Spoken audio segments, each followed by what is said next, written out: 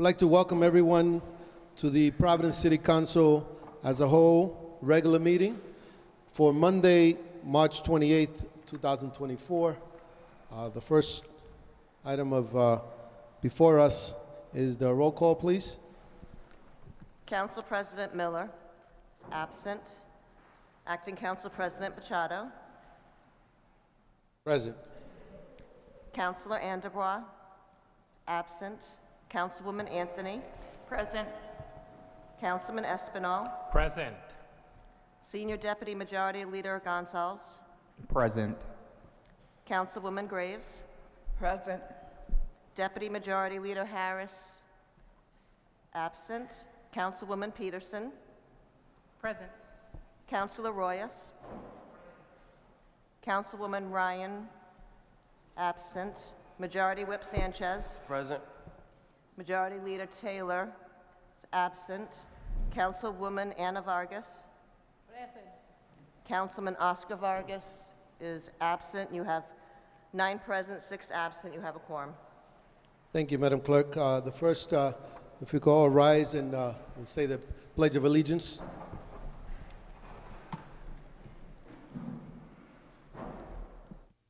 I pledge allegiance to the flag of the United States of America and to the republic for which it stands, one nation, under God, indivisible, with liberty and justice for all. Thank you very much. Welcome, everyone.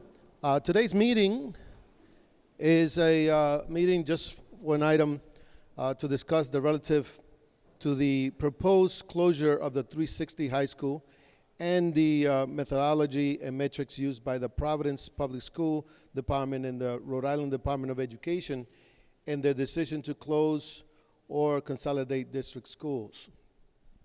So good evening, everyone, and thank everyone for braving the inclement weather tonight and to come here to City Hall. A couple of things.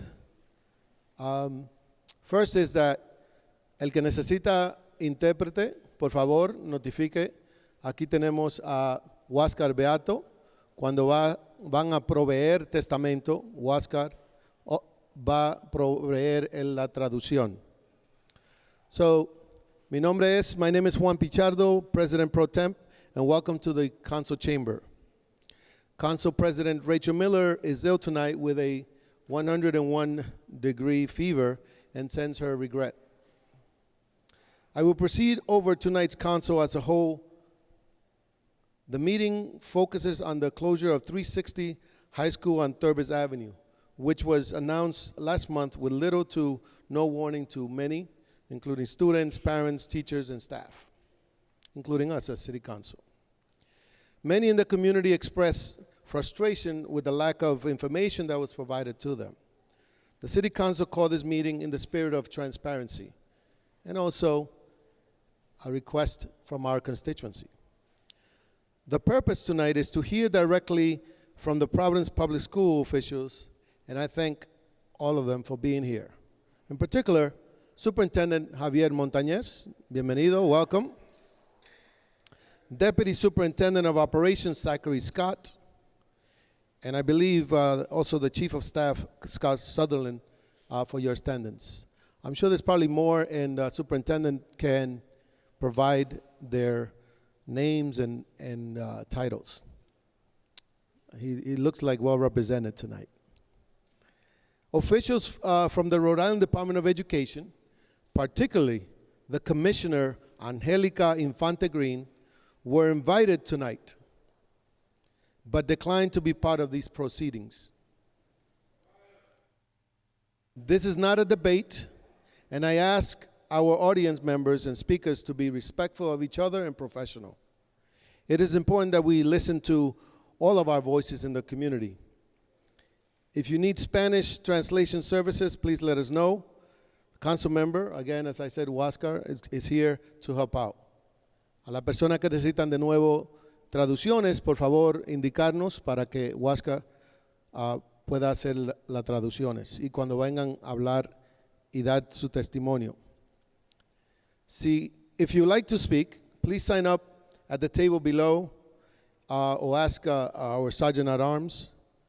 Napoleon Askey, and he can assist you. Please limit your public comments to 3 minutes. We will be keeping time. Gabby here, right to my right, will pretty much give you a signal when you will begin, and also when almost your time is up, and then when your time is up. So the first person that I would like to call, or the two people that are going to be here presenting, Superintendent Javier Montañez, and also Deputy Superintendent of Operations Zachary Scott.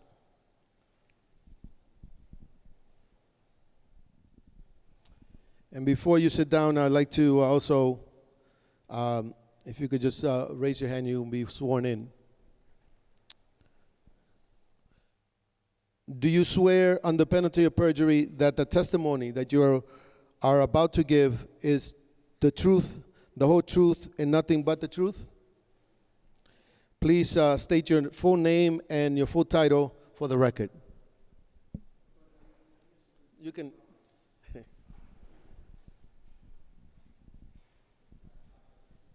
You got to push the. Sorry. Zach Scott, Deputy Superintendent of Operations. Dr. Javier Montañez, Superintendent in Providence. So welcome.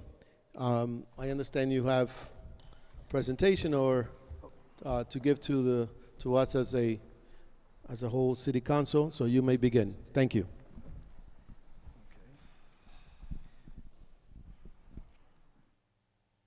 So I would like to start by saying thank you, members of the city council. My name is Javier Montañez, Doctor. Mic closer to you, Closer? so that way. Can you hear me now? Okay.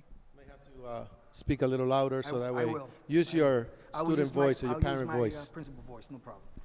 So good evening, members of the city council. My name is Dr. Javier Montañez, Superintendent of Providence Public Schools. I want to say thank you for having me here tonight. I want to make sure that we continue our collaborations as we strive towards a common goal of the Providence to create the opportunity for all students. I'm here to speak to you about the decision of the restructuring of 360 High School and the Juanita Sanchez Complex. The decision, while it was challenging,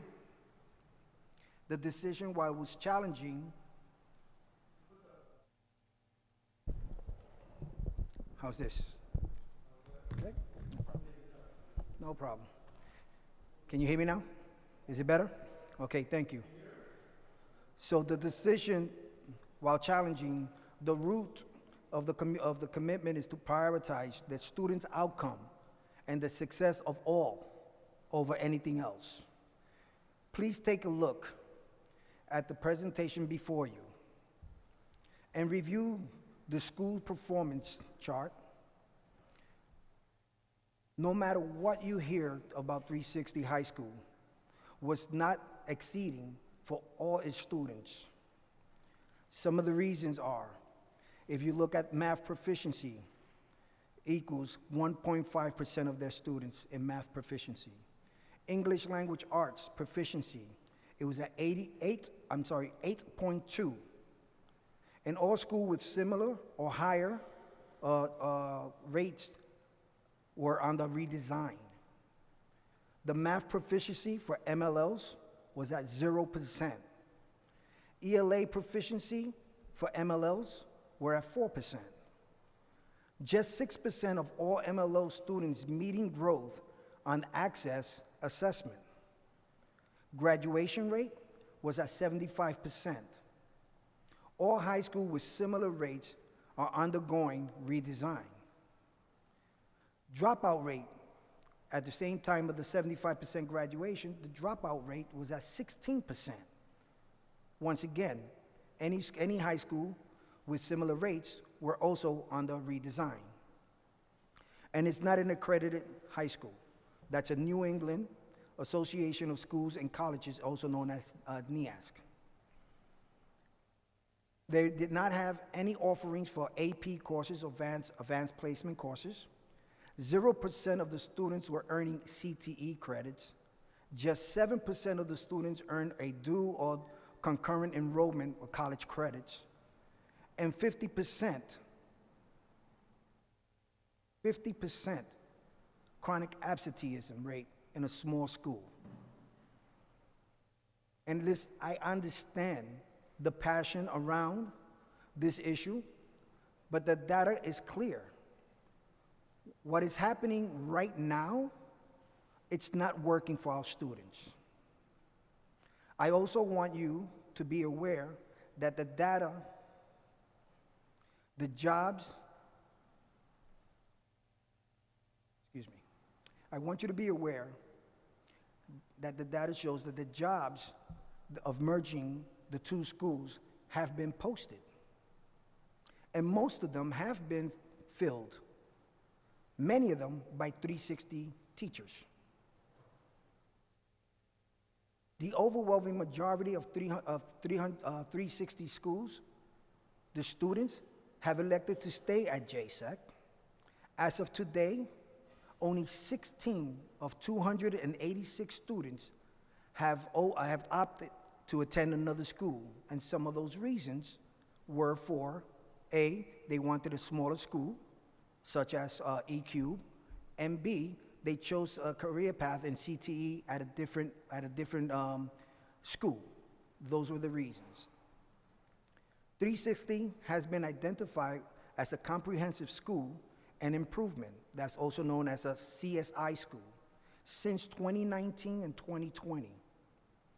They did not meet the exit criteria in 23 or 2023 and 2024, meaning that it would have to enter a redesign next year. And based on ESSA, which is Every Student Succeed Act, which states that they will have I have to choose one of these options: putting the school in redesign, closing the school, or making it a charter school. So the decision was made to put it into a redesigned school. A year earlier, with a school that's already showing improvement, who's already in redesign, who has been approved by the Elementary and Secondary Ed Council. It's just common sense to say this is a perfect fit. These are two schools who are using the same building. They co-share the building. It was easier to keep those students there and say, this is what we have to offer you. Because if we look at it, I cannot, in my best conscience, sit back and have one school operating with all these extra supports they offer the students, and the other school not having the students in the other school not having that same support or opportunity. I want to make sure that every one of my students have the opportunity for education with all the resources and give them every opportunity to be successful in school.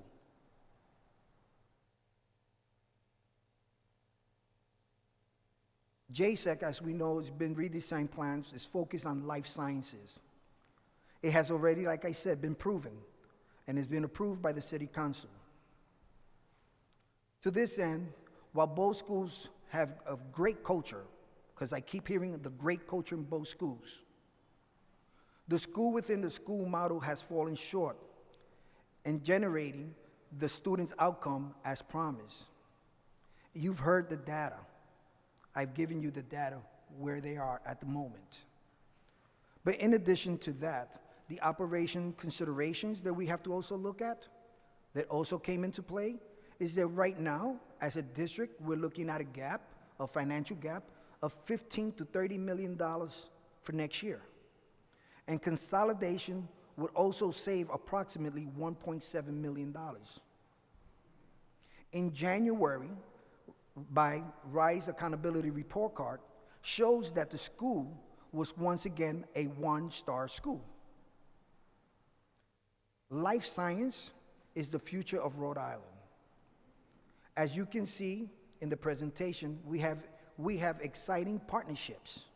Some of the partnerships that we have is the Rhode Island Hospital and Lifespan, Rhode Island Lifespan Hub, Science Hub, NAFA, which is also known as the National Academy Foundation, Future Generations of Cancer and Scholars, and Brown University are all partners in the work that we're doing. The first year, will be an exploratory year where they can examine CTE pathways such as sports medicine, biomedical, computer science and hardware, and pre-dentistry. These are all programs that the students can look into and say, this is an area where I would like to focus or have a career in. And they will also have work-based learning opportunities and internships.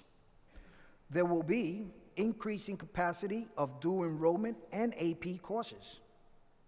And this right now is not available today. I encourage everyone here today to work together, to give me and our students the very best opportunity for their future. My priority has always been and always will be student first. And I have to do whatever I can to make sure that I give my students the best education possible, so when they go out into the real world, they are prepared to do the work they'll be hired for. Thank you. Thank you very much.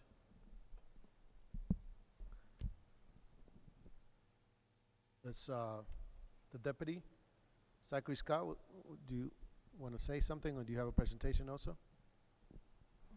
I do not. Great, thank you. At this time, do council members have any questions? Recognize Chairwoman of Finance, Helen D. Anthony. Thank you so much. Superintendent, thank you so much for coming this evening to spend time with us to explain your thinking behind the closing of 360. You may have said it in your presentation, I just need to hear it again, I think. So was 360 considered for redesign, or could it be considered for redesign?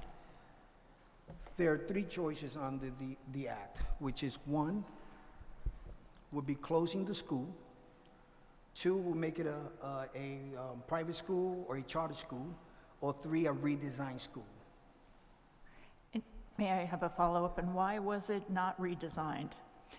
Well, they're a year out, so right now we already started the redesign at JSEC, which is the life sciences, is giving them the opportunity to participate in this great opportunity that they will have, and not waste another year and then another 2 years while they write their plans out to figure out where they're going to go with the students. So we'll be harming our students a lot more and a lot further if we don't take action today.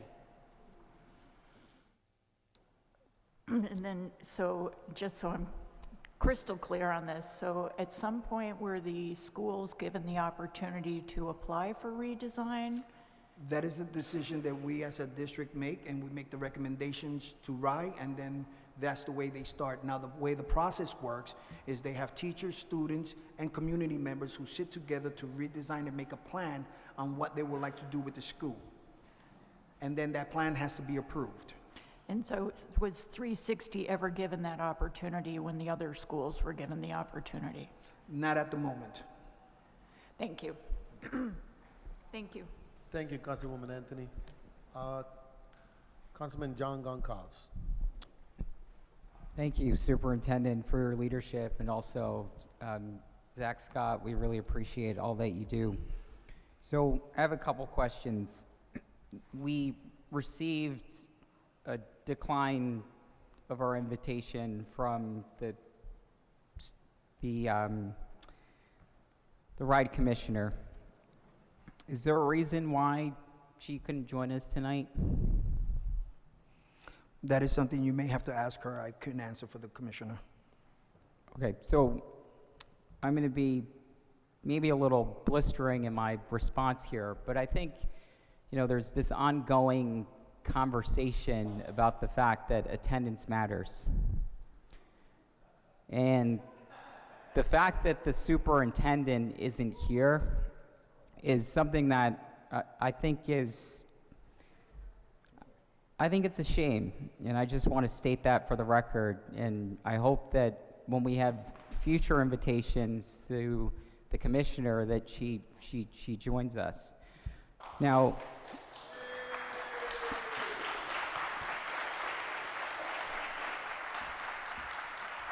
So the Boston Globe had an article recently, and you were quoted saying that the district plans to build on the best elements of both schools by pairing the positive school culture and restorative practices at 360 High School with new redesign opportunities at JSEC. So I'm just curious, how can you build on 360's positive school culture while removing the educators who are so integral to co-constructing it with students? Great question.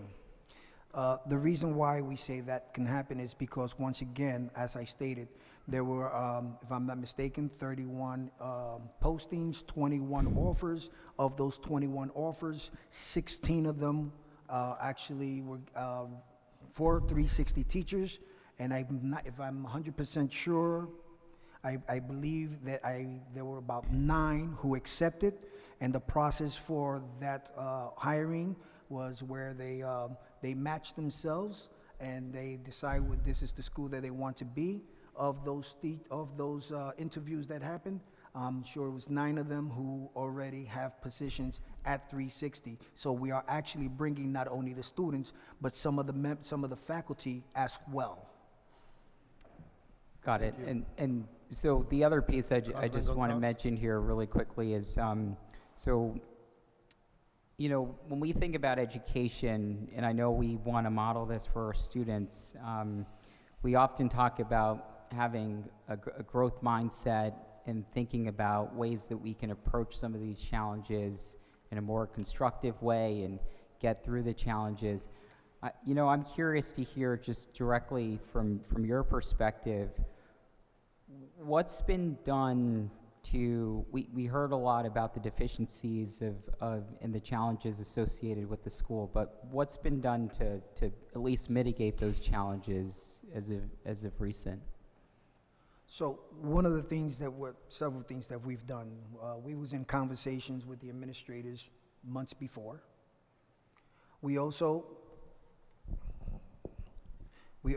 in addition to having conversations with the administration months before, we also had a timeline to meet with faculty, the administration, faculty, families, and students. Now, we had conversations with the administration. I went and I met with both faculties of 360 and JSEC. What I have to say is, by the time I finished having my conversation, when I was supposed to meet with students and families, once again, the information, and pardon if I say it like this way, but it was leaked. So I had to ask individuals to please hold on the story before I'm able to meet with my families and my students. I am responsible and accountable for what I do. I try to do the best job. There's always room for improvement. I do not consider myself the best at anything. There's always room for growth.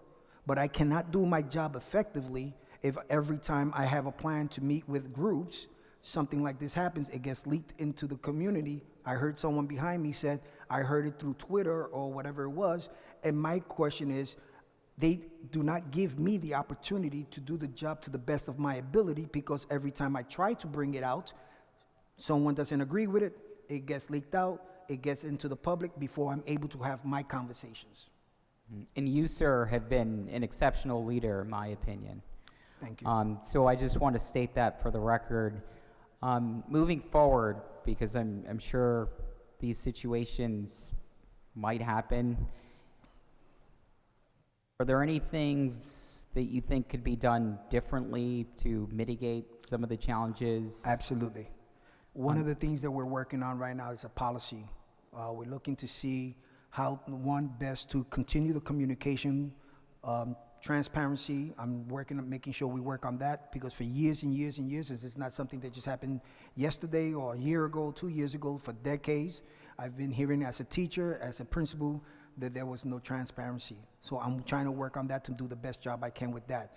Can I continue to improve? Absolutely. Myself and my team can continue to improve. We're looking at some of the policies that we might put into place to see how we do the closures.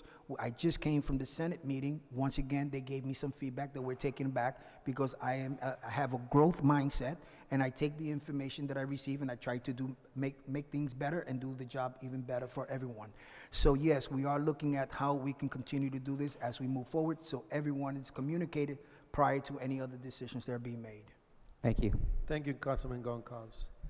Before I call on my other colleagues' question, get your thoughts. I know that the school board, while is just a in between between the community and the superintendent, really don't have too much authority over the schools. They just recently, about a week ago, passed a resolution to recommend or to reverse the decision. You have some thoughts on that? Well, each individuals have the opportunity and the right to believe in what they want to believe. But once again, I'll state, when I make a decision, I'm making it on the best interest of all my students. I can't love one school over all my students. I have to make the best decision for a district. And when I have almost 37 schools that I have to worry for almost 20,000 students, I have to make some very tough decisions. And that's why I was hired and put in this position to make these tough decisions. We all knew this was coming. We all knew this many, many years ago. And I have to say that I have to make some very, very tough decisions. But out of all the tough decisions that I have, I believe that I am able to live with the decisions that I make when it comes to making the right decisions that I believe at the time, and make the recommendations that's going to be effective and get the results that we need for our students. At the end of the day, that's who I work for. I work for my students. So I'm going to do everything I can to protect my students and give them every opportunity to be successful in life, because I am here today in front of you because one person believed in me and gave me an opportunity. So my job is to pay it forward and make sure every one of my students have the opportunity to not be me, be better than me. Thank you, and your passion has always have been illustrated when you were a teacher and also a principal. My question in essence, again, I know we are here to represent our constituents, and obviously we have to deal with different levels of constituency. You have to deal with, at the level of the city, us as city council, to provide some guidance and so also some transparency in some ways, but you also work with the board and also with the state now, with the commissioner, Angelica Infante. The resolution that was made, was that unanimous, or it was? Do you recall? Were you there to present to them also? I was there, and I'm 99% sure. I can't be 100% sure, but they did vote it. All right, thank you. Councilwoman Shelley Peterson from Ward 14. Thank you. I want to thank you all for being here. The members of the school board that are here, I'd like to thank you as well. I appreciate you taking the time to be here today. I have several questions with regards to the structure, or basically the timeline as to what a lot of this happened. But I wanted to preface my questions with a little bit of a statement.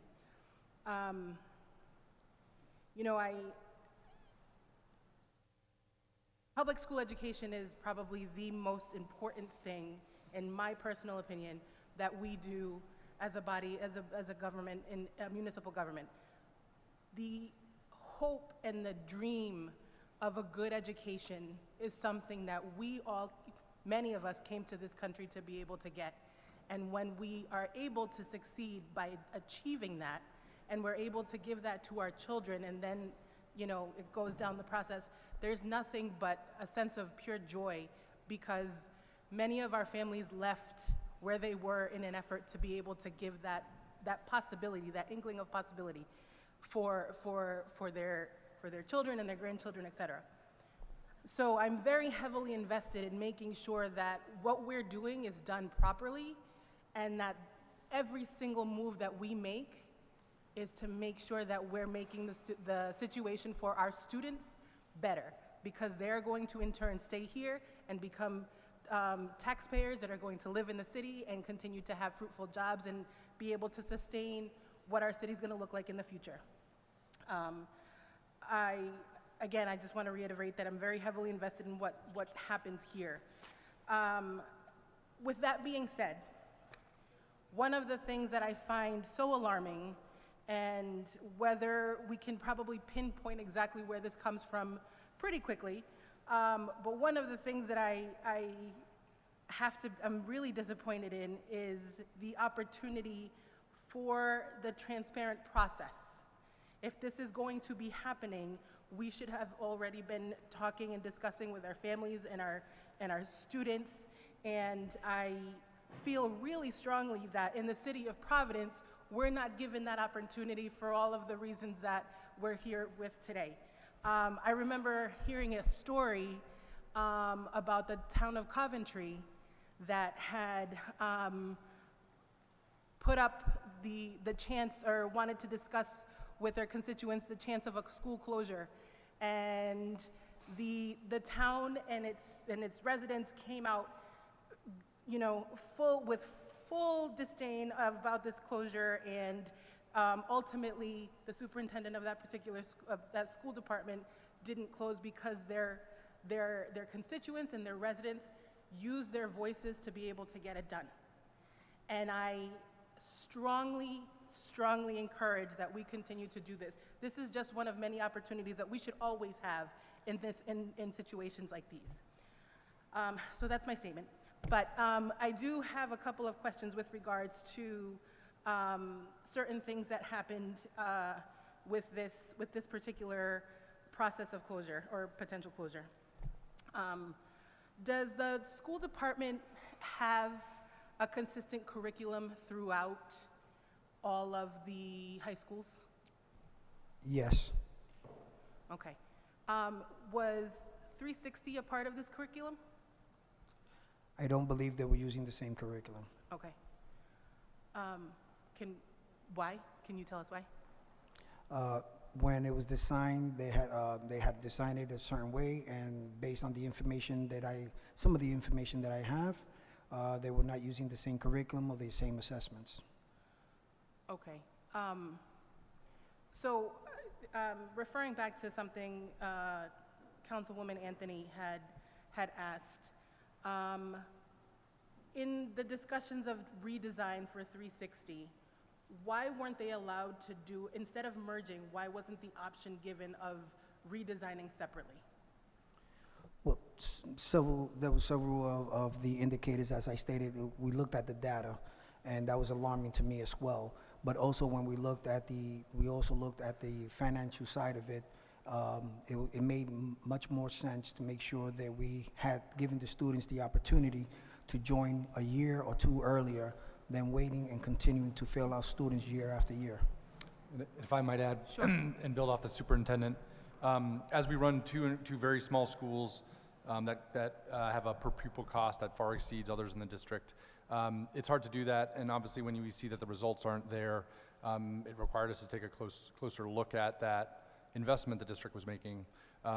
As we look to redesign JSEC, to do that work really well, to build partnerships, internships, that takes investment as well, and it's one we both want to offer to more students, but it's also more practical, more affordable when you can do it with a larger group of students. So having two schools doing redesign in the same building, two small schools where we haven't seen results, didn't seem like a worthwhile ongoing investment when we were under some of the challenging financial constraints that the superintendent mentioned. Thank you. Can you tell me the population of 360?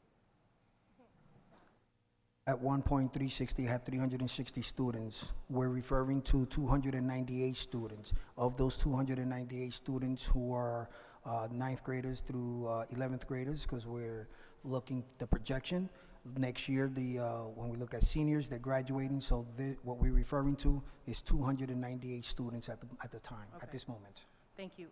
And then, would you be able to tell me what the what this transition has looked like for the students that are currently at 360 that will now have to merge with JSEC. Well, we've done several things in the merger, and actually communicating with parents. We have had already 3 meetings. Most of them were in person, and some of them were in person and through Zoom. We also had to change some of the times because as we communicated with our families from my department of family and engagement, we learned that the times that we had it, which one was at 5 p.m., they said it was a little too early for them, so we moved it to 6 p.m. So we have multiple meetings with families, and if they need it, we can still have additional meetings with any other families that need it through my family engagement. I also had the opportunity to meet with the students myself. I met with the students for almost 2.5 hours, where we had discussed, we have representation of both schools, students from 360, 20 students from 360 and 20 students from JSEC. When they came in, they voiced their concerns. We started having a good conversation. With me today, I have Dr. Onye, and also the face, Karina Pinto. They both were able to also continue with my meeting with my students. They are going to be meeting bi-weekly. I'll make the meetings that when possible, but I have my team that's working with the students bi-weekly and planning on what the next steps are, because out of the conversation I had with the students, they ask what can they do as they move forward to make the transition a lot smoother so they can do the work together. And those 40 students have become the leaders for both sides as we move forward, and they're in the conversations that we're having bi-weekly. We also had, in part of the meeting, we had the nonviolence who's also working with the students at the same time. So we have a group of individuals, adults, who are working with the students on how we're going to move forward with the students as well. And we also having conversations with the administration as they're working to put a plan together to make sure that the merger works well and students get to go and visit the school and see the CTE program in action so they can see exactly what is expected. Thank you. One last quick question, and this is more for the public. Are there any students here today?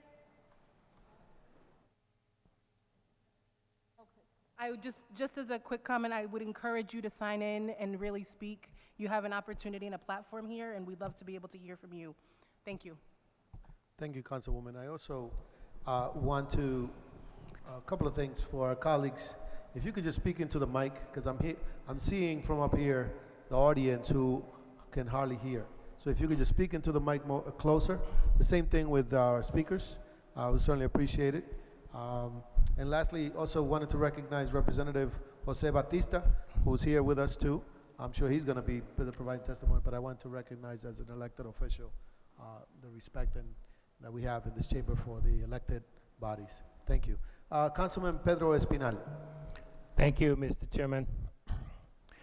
Good evening, everyone, especially to the parents, teachers, and students that are here tonight.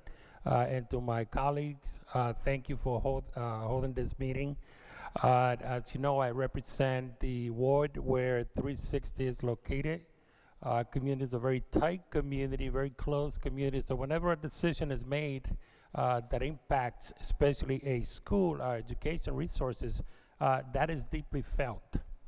Therefore, I am grateful that we have the opportunity to provide this scenario here where you have an opportunity to speak out and to express exactly how you feel about this closure or merger.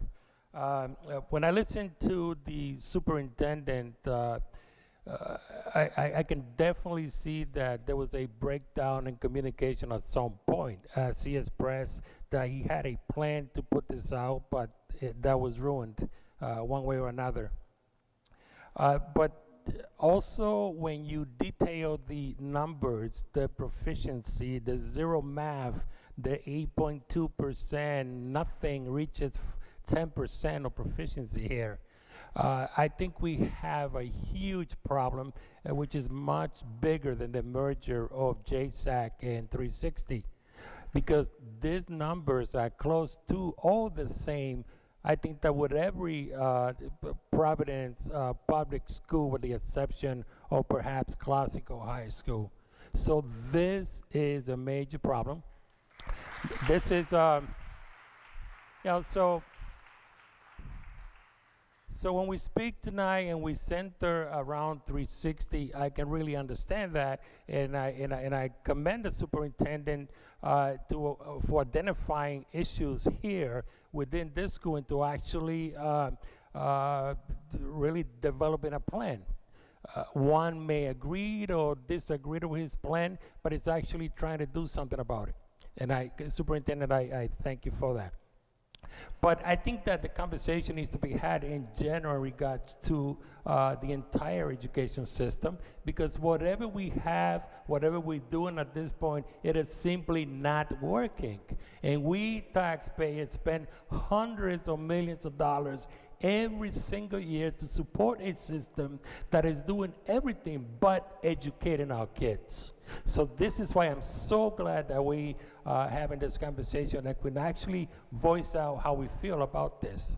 So Superintendent, I'm not sure that with these numbers that you presented us today, that this will be the last school that will be either merged or closed. These numbers tell me that there are other schools down the pipeline to which this will more than likely happen. So I would like to see a plan developed where we, as representatives of our wards, don't find out at the last minute, that the parents don't find out, that the teachers don't find out at the last minute, that you take an initiative that's going to ensure, that is going to guarantee that those stakeholders and those that have an interest in our education system actually find out in the proper and correct way. I am sure, and I assure you, that had everyone here and the body of 360 and that of the city of Providence been informed as well as you detailed this here tonight, we can only agree that something needs to happen. May not be a merger, may be something else, but we can all agree that something needed to be done and that you're actually doing something about it. So moving forward, I'd like to see a better way of communicating with all of us, with everyone. Perhaps it might be that you're not going to be able to develop a strategy, because it sounds like when you're beginning to put that strategy together, someone disagree with you and they put it out there just because in the world of social media, we can get attention and we can get certain things done that way, not knowing that we can actually hurt a process and hurt a community. So those are some of the things that I like to for you to take into consideration, because this is serious business. I know how engaged you are. I know how well you work with kids, because I have that personal experience with you and my family. And I know that my family has been able to move forward because of work that you did. So I respect you for that, and I can only commend the work that you're doing. But there is something critical here. These numbers, we need to get them up. It is not just 360. The way I'm looking at this is the entire system. Because other than that, parents are going to demand that something happens, that something moves, and that it happens quickly. So again, I thank everyone being here tonight, and those that came, please take an advantage of this opportunity to speak to the superintendent and to speak to all of us here. We want to hear from you. Thank you. Thank you. Thank you, Councilman Espinal.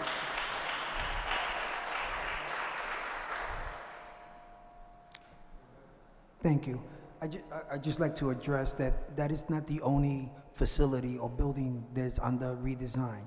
Because many of our high schools were at that point, we have 4 high schools and 1 middle school. There are right now, as we speak, under redesign.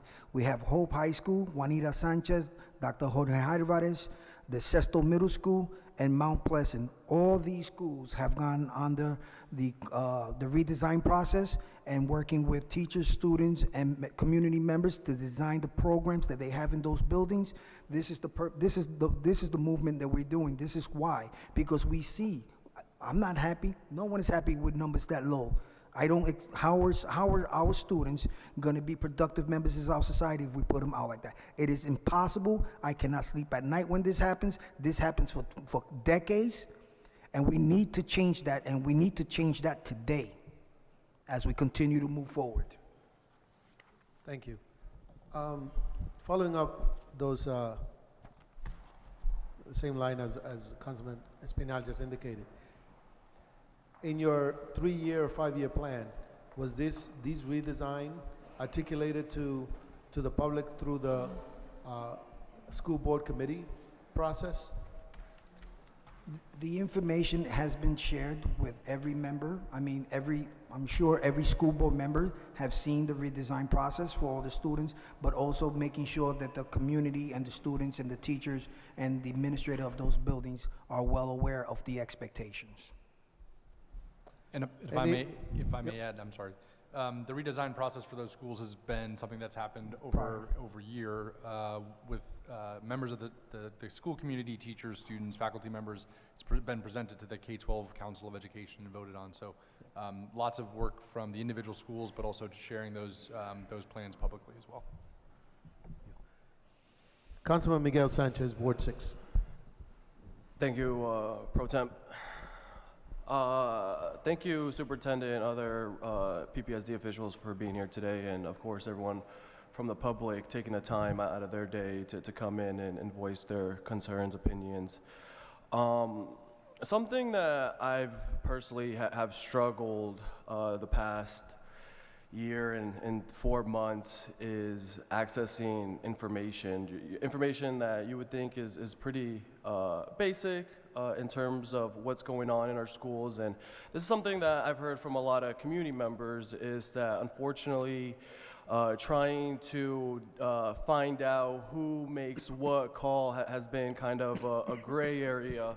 And as a city councilor, I've experienced that myself as well. It seems like there is some confusion on exactly who is the decision maker or makers when it comes to decisions such as this. Can you elaborate or speak a little bit on what exactly is the relationship between RIDE and PPSD when it comes to our schools? Great question, thank you. Yes, as your superintendent, I have data, I have teams, we look at the information, I make a decision. That decision, then I go over to RIDE, and I recommend the next steps. They look, if they approve, we move on. So yes, I look at the information, I make some of the decisions, but I make sure that the final decision is made by RIDE. So yes, the partnership is that I make sure that I go and I share the information before I make any other decisions or changes. So is it fair to say that you made the decision to close 360 High School? I made the decision to merge it, not close. The building is not being closed, it's not going away. What's happening is a merger. And yes, I made the decision, and then I presented the decision for recommendation from RIDE. So you would say that RIDE approved this decision? Yes. So you've talked a lot on data, and like my councilman or colleague Espinal mentioned, it seems that the data is pretty similar across a handful of schools, if not many. What was the factors used or the metrics used to merge, in your words, 360 and not JSEC or vice versa? So as we move forward, and it's interesting that you say that, because as I mentioned, all the schools that are under redesign. All these schools already started redesign a year or 2 years ago, and they're in their process. And it takes a few years to make sure we get all the partners and put it all into play. This is one of the reasons why I stated that we cannot afford to continue in this path. If it's not leading for student success, something has to be done, and something has to be done immediately. So some of the data that we took into account, we look at school performance, student enrollment, facility qualities, and also financial impact. So those are some of the criteria that we use when making some of the decisions. What would the cost savings be to the district if the roles were reversed in this specific case? You said we're saving about 1.7 by merging 360. What would be the savings if we merge JSAC with 360? Yeah, I'm happy to answer. We didn't project the cost savings for the other merger. Again, they're both small schools, so when you run schools, each of like the size of 350, 375 students, you often have duplicative functions. You have offering the same electives, even though you're down the hall. You might have the same teacher teaching the same class to a half-filled class. So there would be savings. I think the decision, though, was that JSAC had already entered the redesign process, had a strong redesign plan that had been approved with partners, and so to merge the other way would have been restarting that whole process, which didn't. I don't think we thought made much sense. Can you elaborate on what some of those systems are part of the redesign phase for JSAC? Repeat the question. What are what's your name again? Scott? Zach Scott. Zach. Yeah. Sorry, the other one. It happens all the time. Don't worry. Sorry. You said that JSAC has some positive redesign elements. What are those? So they, as a redesign school, the 5 that the superintendent mentioned, they had already been working on a redesign plan for the past year with the teachers, faculty, community members of that school. They had established partnerships, and you can actually see some of the exciting kind of pathways that they were going to offer. That plan, which had been developed by the school, had been voted on by the K-12 Council this past summer. So they already had a plan in place ready to go to launch the redesign process. Meaning, if you reversed it and had 360, you would then have to restart a new redesign process where you already had a strong plan in place that JSAC again had developed and been approved by the K-12 Council. Thank you. So going back a little bit, we were all freshly new counselors, or majority of us, when the school closures occurred last year with Carl Laurel and Broad Street. And I understand, as elected officials and public officials like yourselves, that we're going to make difficult decisions and we're going to have to stand on them. But my biggest issue is how these decisions have been made. So like I was saying, as new counselors, we were all kind of learning the ropes, trying to understand exactly what our roles are as city councilors over a state district or a state takeover.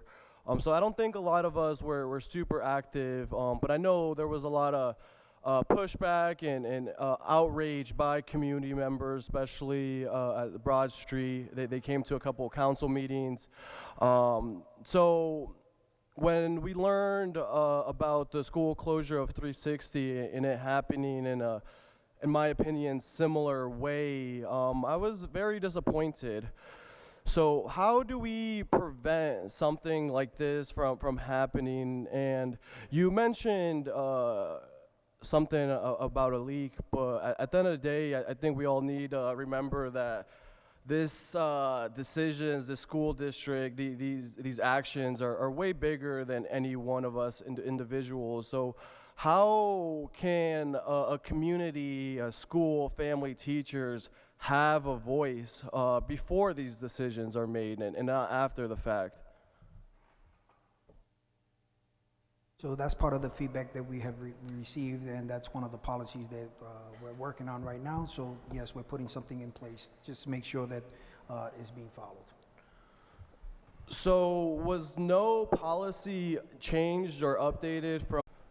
So to be clear, Superintendent, nothing changed in your guys' process on school closures from last school closures last year to the one of 360.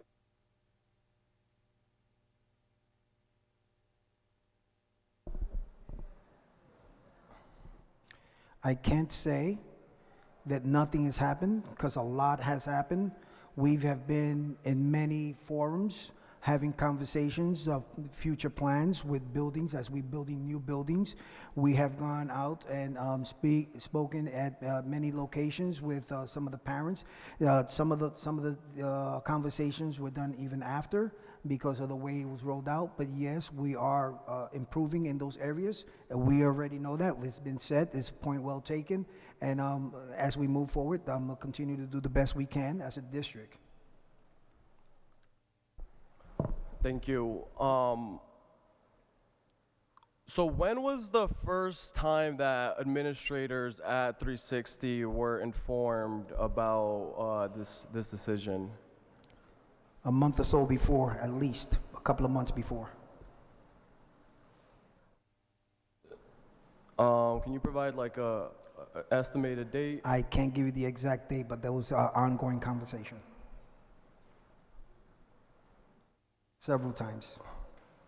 So would that be in like November or December of last year, or before that?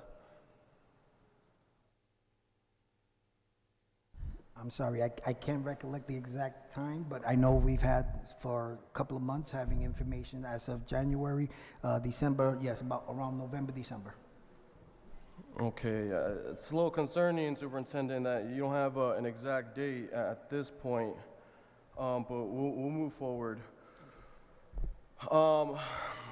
You stated that there is 9 teachers from 360 that have been given positions at JSEC, or can you confirm that number? We'll confirm for you in a second. We're going to look into it right now. Yeah, what I can share is we went through a hiring process where teachers and principals interviewed, people identified what their top choices were. JSEC identified 14 staff from 360 to extend offers to. 5 of those individuals had identified another school as their top choice, so they were given the offer for that school. The remaining 9 were given offers at JSEC, and of those, 7 accepted their offers. Any more? I got a few more, bro. Go ahead, Councilman. Be patient.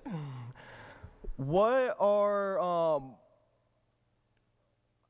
how was the decision made to not let the principal and vice principal of 360 become a part of the administration team at JSEC, or how was that handled? So, as everyone knows, they have the opportunity, once again, to apply for any position in the district. So how was it not an option to combine the administrators from both schools if you're combining the students? Are you referring to have 2 principals? No, so I think I think a fair process would be to open up the position and let them either both apply or have some sort of other system. So how was it determined that those administrators would not be following the students? If there are any positions in the district, including there, and there's a spot that they can apply for, by all means, absolutely, they can apply for it. They are not being told not to apply. How long have the administrators at JSAC been there in those positions compared to the administrators at 360? I believe Principal Tuttleby has been with the, I think she is the creator of the program when they first started. It started first, if I'm not mistaken, at Mount Pleasant or Hope, and then it was then brought over to what used to be called Pais, and now they've been there for a total of, I believe, is 7 to 9 years.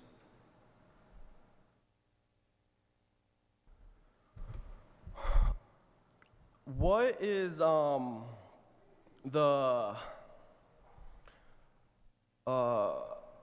sorry for my second. It's okay, Councilman. Would you like to take I could recognize another member if you want to hold off on. Yeah, that works. All right, thank you. Councilman Royas. Thank you, Pro Tem.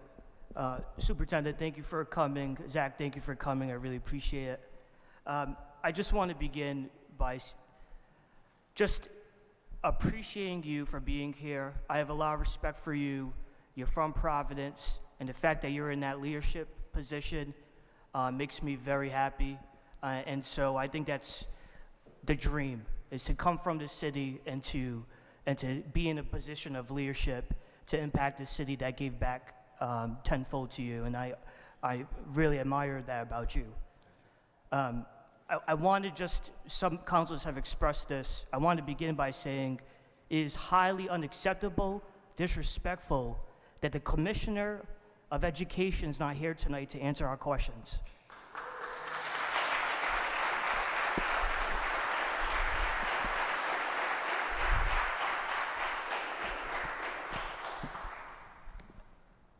It is a weasel move, in my opinion. You know, in my view, it's a slap in the face to this body. And I want to remind my colleagues, and I want to remind the commissioner that we hold the purse strings in the city. And so while RIDE has jurisdiction over our schools, we do not have, it's not like we don't have any power. And so I want to remind RIDE of that. And I just want to state this before I get into my questions here, is that if RIDE chooses to close one more school, we will be inviting them again back to the council for another public hearing. And that's the message I hope that this sends to the folks who are making these decisions. So I'm going to start with my questions, Superintendent, is, I'm looking, the first thing I want to know is how many, before 360 has been in a CSI phase. Obviously that's the phase before we get into redesign. How many more years did they have left to be in that phase? I believe it's one more. So is it, in your view, fair that you would, a collective, make a decision to pull a school from having one more year to prevent redesign? Once again, if I go back to the data, as you've seen the data, Superintendent, not to cut you off, but the data that is provided here, with all due respect, it's accurate, but it's selective and cherry-picked. The data we have here, and let me just talk about that for a second. Just a question, could you break down and provide how a school is able to get a two-star according to math and ELA? when we're looking at the RIDE accreditation, when you're looking at stars, keep in mind that when you're looking at that, you're looking at several layers, and what happens is they actually they report on the lowest star that the school has.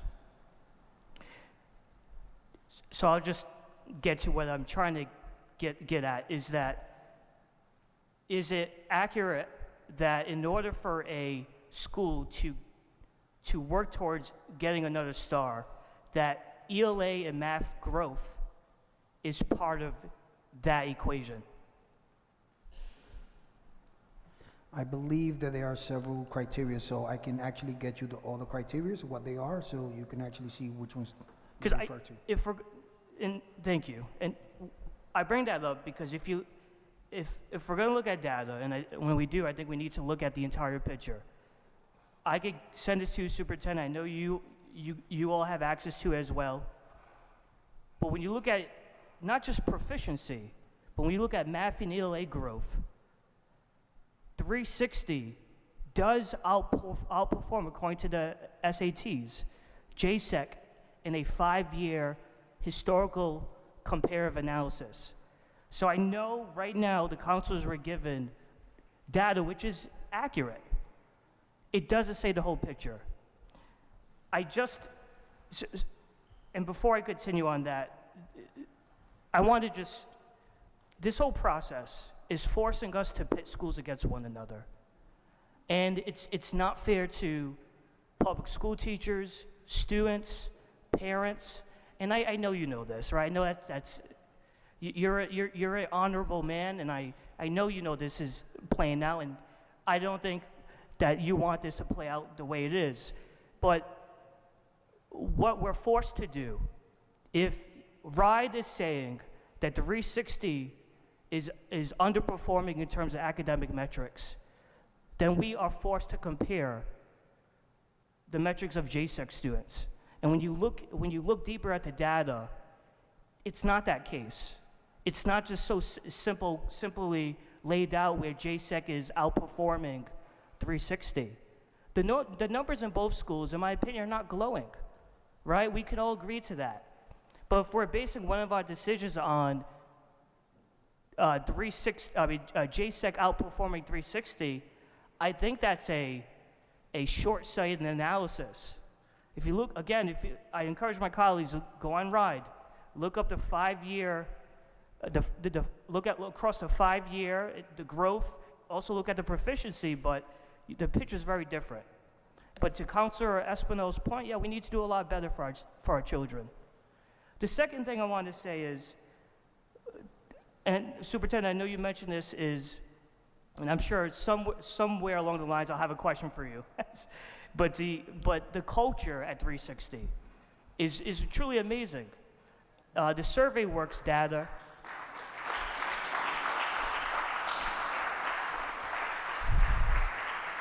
And again, I'm sincerely trying not to discredit the work of the teachers at JSEC. I feel very uncomfortable.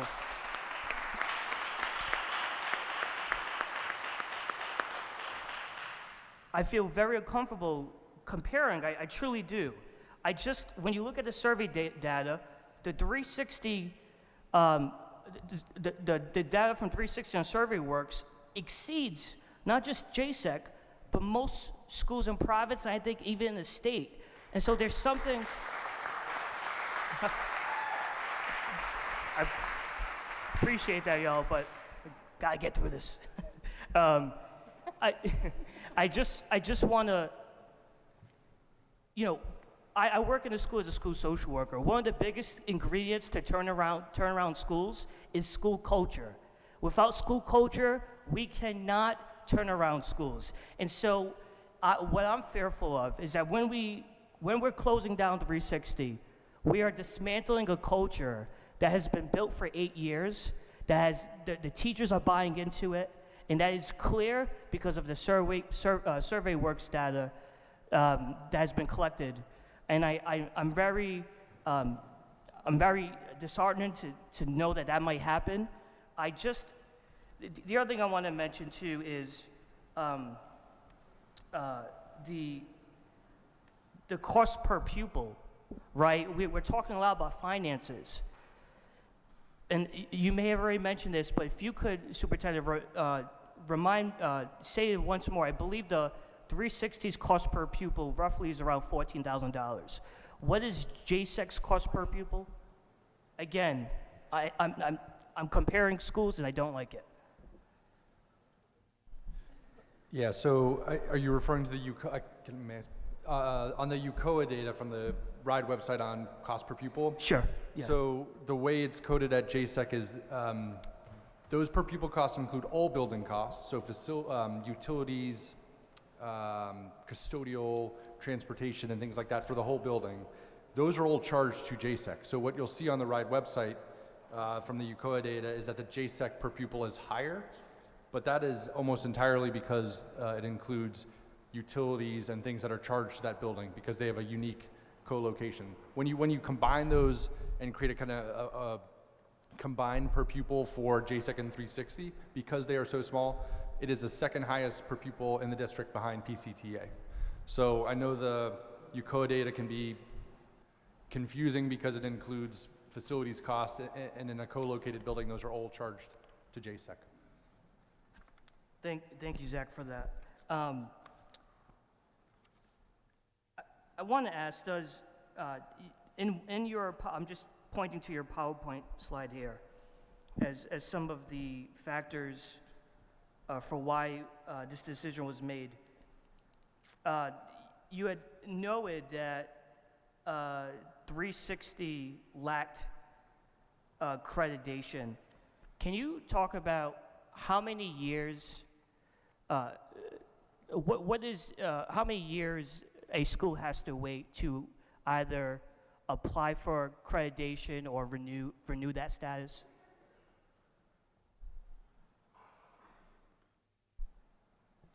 Give me a quick second if I can just turn Yeah, to one of my please, members. yep.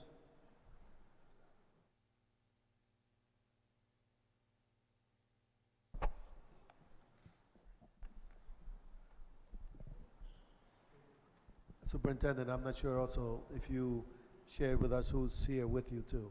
So at a certain point, you can introduce him. Thank you.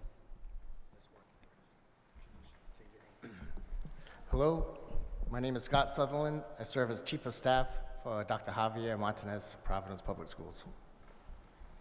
To the question of accreditation, upon initial, once a school gets an ID, they should immediately apply for an accreditation process. The accreditation process allows students, when they apply to college, to come from a school that's accredited. So year one, a school should apply for an accreditation process. Why didn't 360 apply for that accreditation year one? I know the landscape was different, and I'm not sure if you know the answer to that. I know, Mrs. Sullivan, you may have been a principal, so I don't know how much you were in the weeds at that point. Yeah, so I've served as a principal for about 20 years, and the Juanita Sanchez Educational Complex has housed various small high schools. They housed Pais, Providence Academy of International Studies. It still houses the William B. Cooley High School. Right. Those were merged into a Juanita Sanchez complex and allowed for the Carnegie School, which was 360, to become part of that campus. 360 was part of a small schools initiative by the Carnegie Foundation. I was at Juanita Sanchez Complex as principal in 2005 as the William B. Cooley principal. And that school at the time was Pais, that had a strong relationship with the University of Rhode Island and Dr. Anya, who's behind me, and later 360 came in as a Carnegie school. So they actually had a particular charter that they were following with the Carnegie Foundation. The Carnegie Foundation pulled out because the school was not succeeding in its initiatives. It was no longer funded through the Carnegie Foundation, but still remained as a school. Okay. I know this was used as one of the factors. I've heard, and if you could verify this for me, to apply to get that accreditation, it's every 10 years. Is there any accuracy to that? It's actually a 10-year accreditation cycle that culminates in a decennial visit by the accreditation body. So for example, Classical High School just had its 10-year decennial accreditation, as well as Hope High School last year. When I was with you as principal at Hope Arts High School, year one, when we took over Hope Arts and it received its own school identification code, its own school identity, we applied. We were on probation violations for over 128 accreditation violations. And that actually states to the community that the school is in warning status. At the time, it was actually a school closure, which was an option at the time under the ESSA grants, not ESSA 3, but the ESSA. Mm-hmm. And the school was closed. All the teachers had to reapply for their positions. We immediately began the accreditation process. Year 1 and 2 is a self-study. We used Endicott College, and what they do is they canvass the students, the parents, and the teachers of the school, and you have to reach a certain percentage of participation from both the student body, the teacher body, and the community in order for the Endicott survey to be vetted, pretty much. So once that process happens, the school in year 1 and year 2 issues a 3-year report. So they come back in year 5. In year 5, you have to prove growth in the accreditation violations. And then in year 5, you're supposed to set a 5-year action plan to, for the school to be successful in its decennial visit.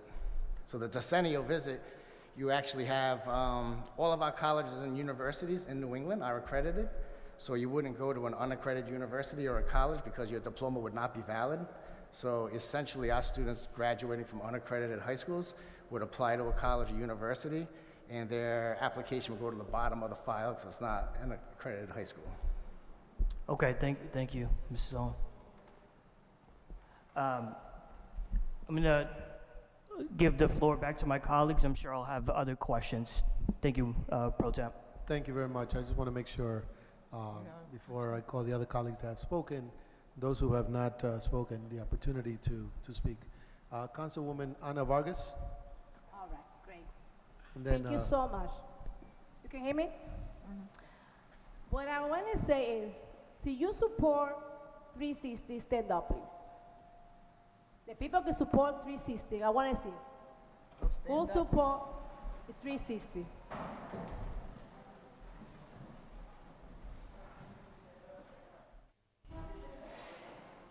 Thank you so much for being here. I want to speak in now the councilwoman. I want to speak with a mother. I had kids in that particular school. In the Providence, that school or other school is not successful compared to Massachusetts. Yes or no?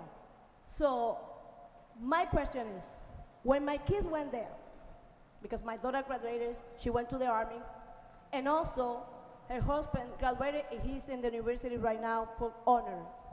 So I have my son here, Michael. He applied for the Central High School, almost killing my son in the Central High School. When he would go to the 360, he had passion. You can be the conversation with the teacher and also for the principal. And my son changed 100% to be on that school. Why I say stand up? Because people have a lot of love for that particular school. See, you speaker cannot have money. We have money because we support you for having money for that every kid. See, you know what at that school, I had a Ward 7 needed the high school. Because it's not fair, you put in throw away and the garbage, the 316, because we know how to start. All the schools know how to start.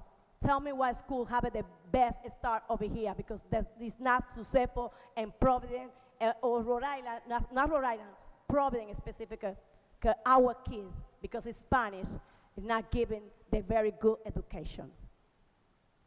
Why you say 316 throw away? It's not fair. I speak of myself, for my kids, for the people who support, and I don't receive any information at all until we hear. So you give me the information and detail before, so we're not supposed to be in here to fight it for 360 continue to the process. And also, we had 2 years, or almost 2 years, the kids now went to the school because of the pandemic. And the 360 tried to the best, the kids being successful and move around. So you have 2 years for all school and Providence kids not have successful. Why you decide that and you say, I take a decision, and you not be part of, or the 360 not be part of to the JSEP? This is not fair. That's not a question. This I speak for the mother. You never ask for the parent. Never. Never and ever. And I'm very sad. And if you don't want it, bring it to me for my work. We have one building. Okay, we had 2 middle school, and also we had a charter school over there, and we don't have that. And my kids had to go around to the city to go to the school. It's not fair. Thank you. Thank you, Councilwoman Vargas. Councilwoman Althea Graves from Ward 12. To be truthful with you, I would like to hear from the people that are here. I think we as council have voiced our opinion. I've heard all the things that were said. I think one of the biggest things is transparency, and it has been talked about and addressed somewhat. But I want to hear from the people that came here. We are getting paid to sit here. They are not. Let them speak. That's all I have to say. Thank you, Councilwoman. Councilman Sanchez, you still? Thank you. Quickly, because I do agree with my councilwoman colleague Graves. Since we are talking about accreditation, two questions. How many schools out of the district, I think you said 37 schools total, how many are accredited?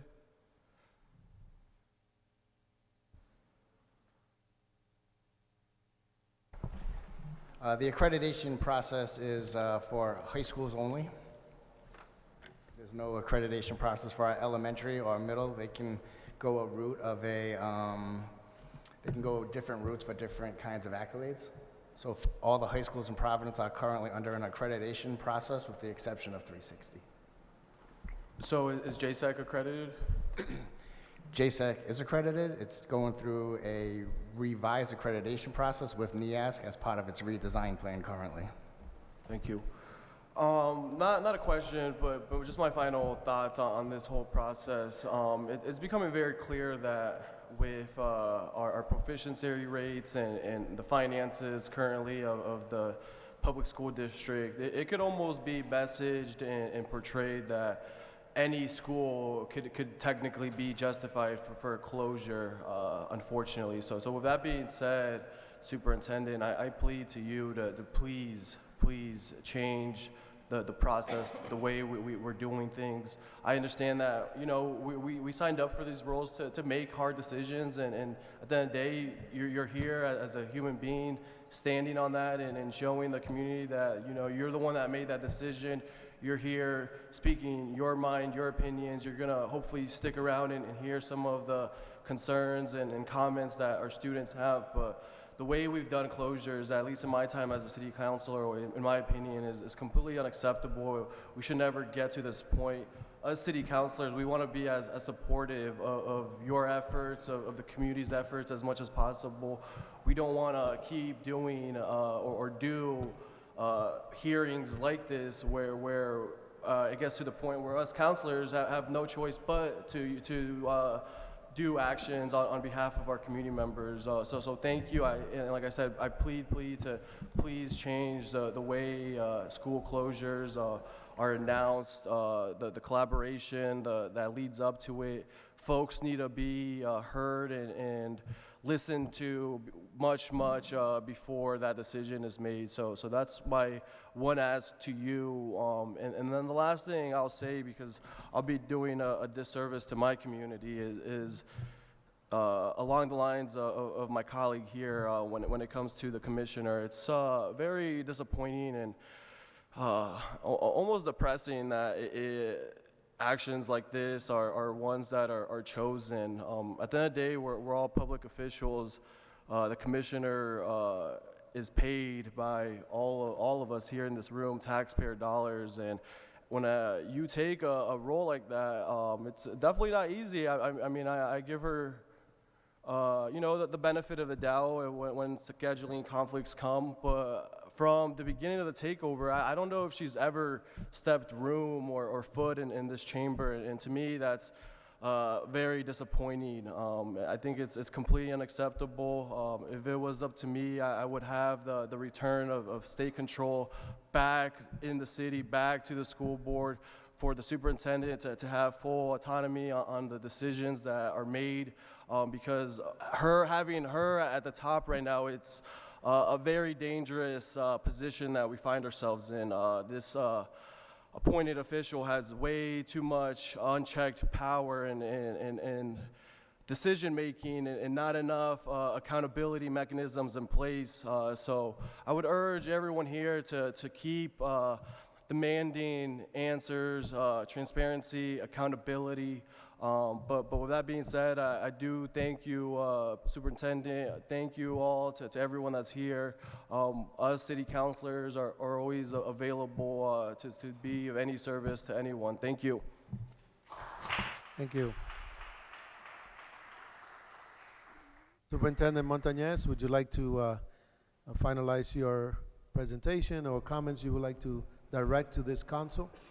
I just want to say thank you for the opportunity to be here and speak with everyone, listen to all the voices, take those opinions and everything that was said and take it into consideration as we continue to move forward and to do a better job as we keep forward.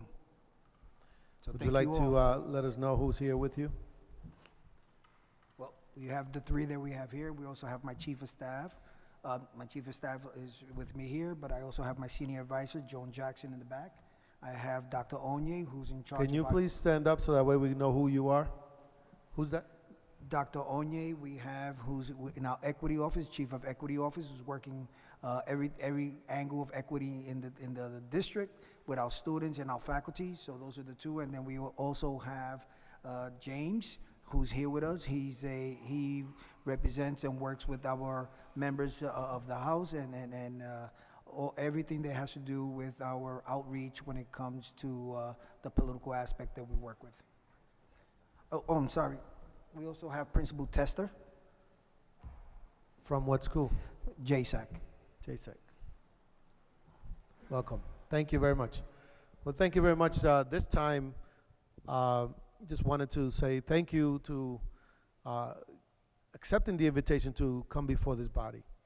While we don't have a saying to a certain degree within the Providence Public School districts, we certainly have oversight.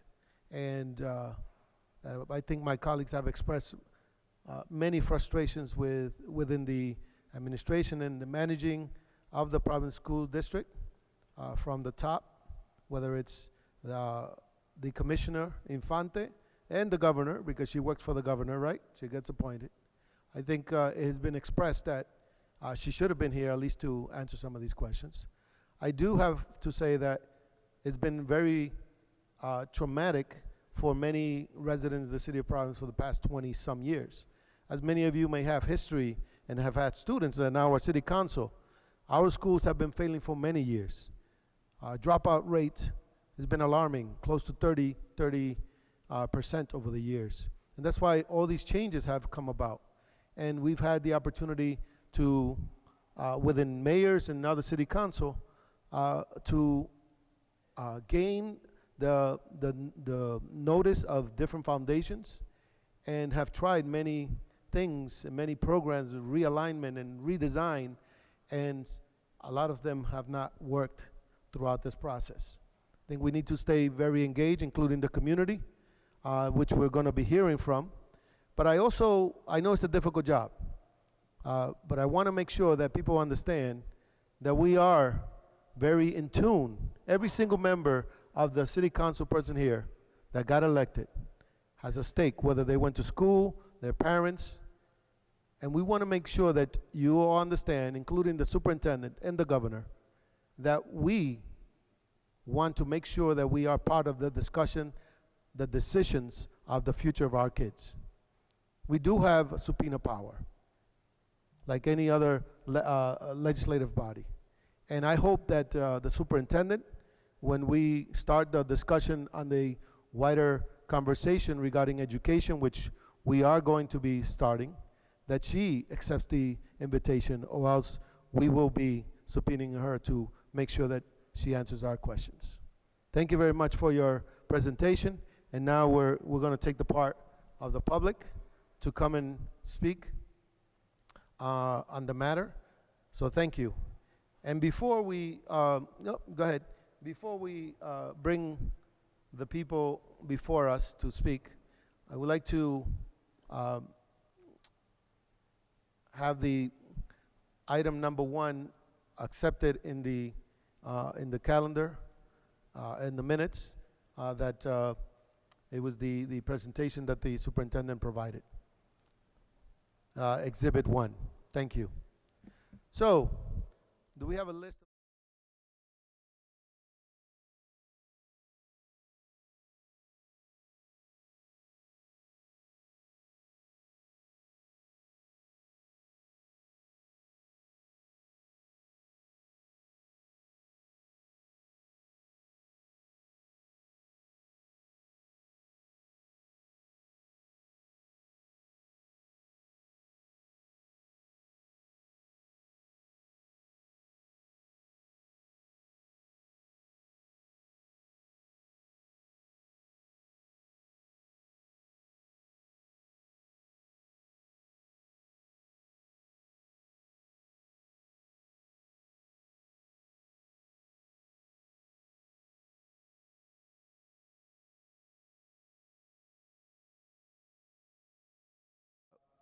while we're getting ready here and setting up the mic, I also would like to recognize the school board member, Knight Jean Mojigambo, who's here.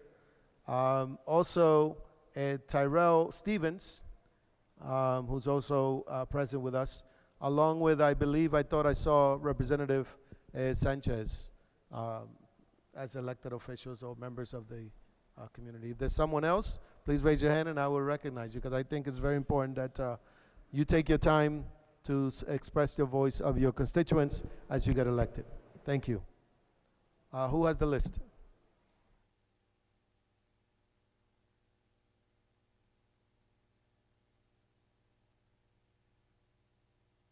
I'll take the list, and then we'll add more people if they come in.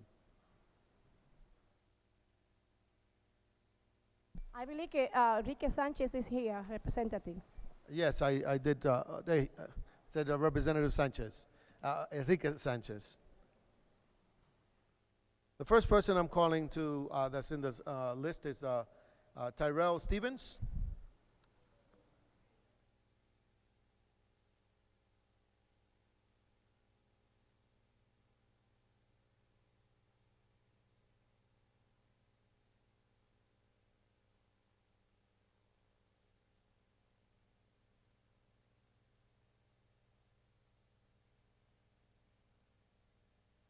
Welcome. Make sure you speak the mic. You're a professional at this by now. Oh my. Really quick, one of the parents have to leave. I don't know her name, but she does want to be able to speak before she leaves, if that's okay with the council. City Council. Are you giving her the mic before you speak? I could do that. Yeah, what's her name? What's your name? Ucia. All right, let's bring her Yes. up. Jucia?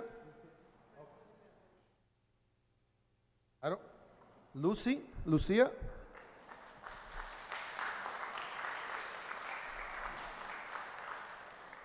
I don't see her name here. Yeah. Did she sign in? Come in. Go ahead, let her in.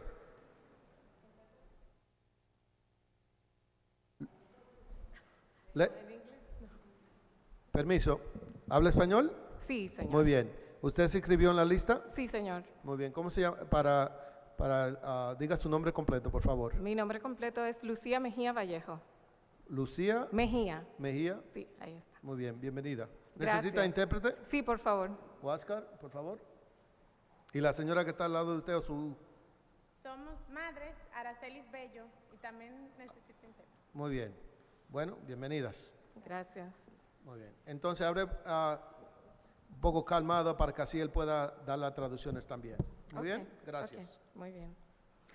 Muy buenas noches. Como ya dije, mi nombre es Lucía Mejía Vallejo. Soy madre del niño Emanuel Vallejo Mejía, que es un niño con necesidades especiales que forma parte de la escuela 360. Good evening, everyone.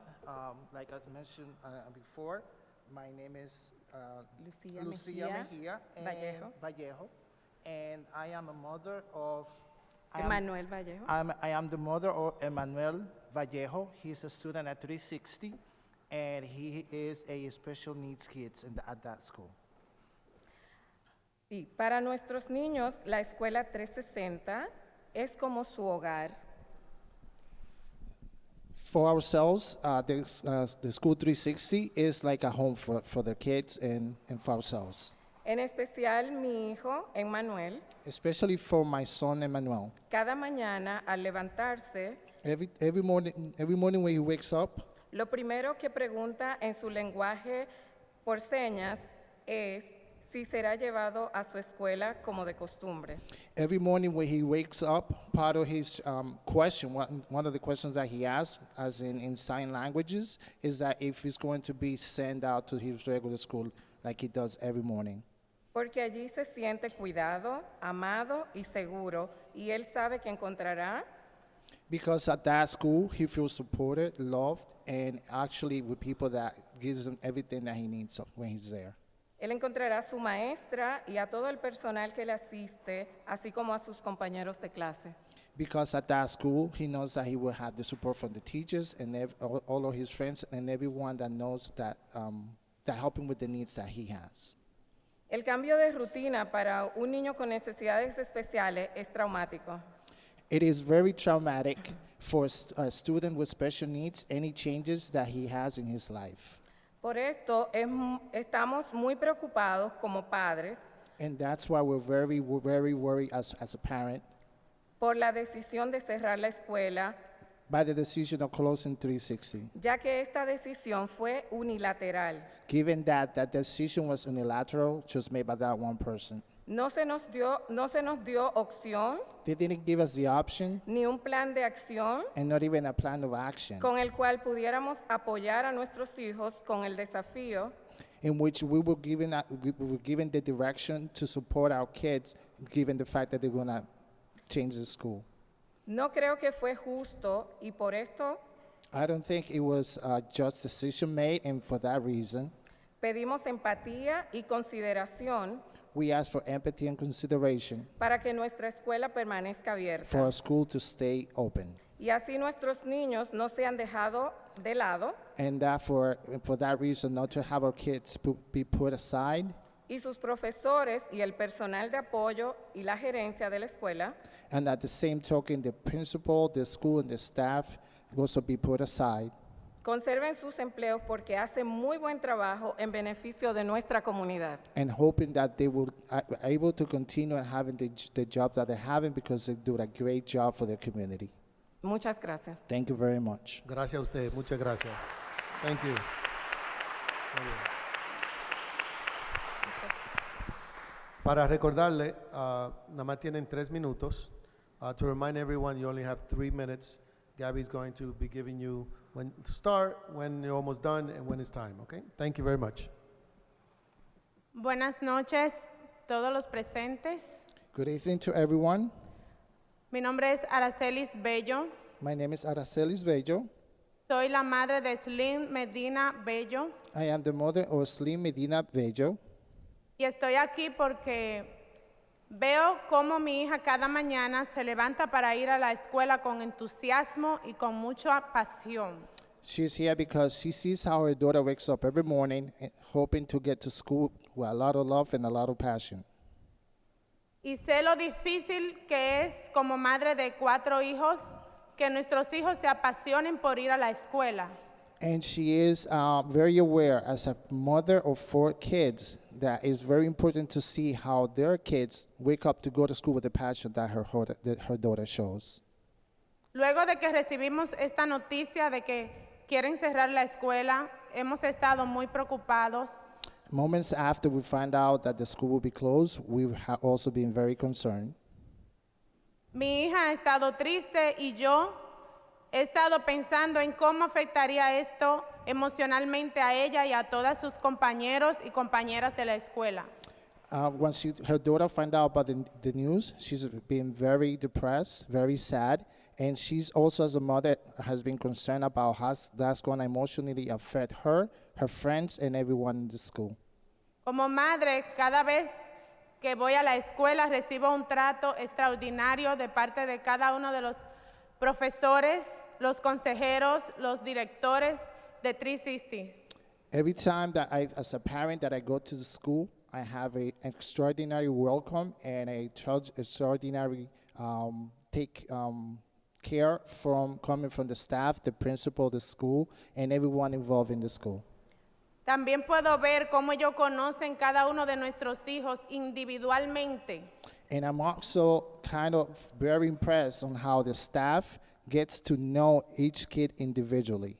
Eso es algo muy importante para mí porque el día que mi hija llega tarde, yo inmediatamente recibo una comunicación y si algo está pasando, me llaman para hablarlo rápido. And it's also like very impressive how, in fact, sometimes if that's the case, her daughter gets late to school, she gets an immediate call from the staff to find out or to ask how come she's late. And even when there's something going on with her, they let her know right away. Es muy importante para cada uno de los padres que sus hijos sientan este amor y este cuidado de sus profesores y de las personas que están a cargo en las escuelas. it is very important for the parents to know that their kids are getting the support, the love from everyone in the staff at that school. Porque esto nos ayuda a que ellos cada día más se entusiasmen por lograr sus metas. Pero cuando pensamos en que van a cerrar la escuela, estamos viendo la posibilidad de que todo esto cambie en sus vidas. Because it's very important for us as parents to know and see how our kids get that passion that is coming and from them to go to school. And it's also for us as a concern for us to see the closing of the school, how that's going to affect our kids emotionally in the future. Como en representación de cada madre y padre de esa escuela y de cada estudiante, en nombre de mi hija y cada compañero de ella, yo le pido a Dios en esta hora que esta decisión sea puesta en sus manos para que puedan elegir por el bien de cada uno de nuestros hijos y nuestros estudiantes y por los profesores. At this moment, I am really concerned about the situation, about the closing of the school. And I'm praying and I'm hoping that the decision that to close the school, it happens, it doesn't go the way it's supposed to go, and that she's praying to God that that decision takes another direction, because she's really concerned not only about her daughter and her family, but also about the teachers and the staff in the school. No perdamos las esperanzas. Gracias. Let's not lose the hope. Thank you. Thank you. Muchas gracias.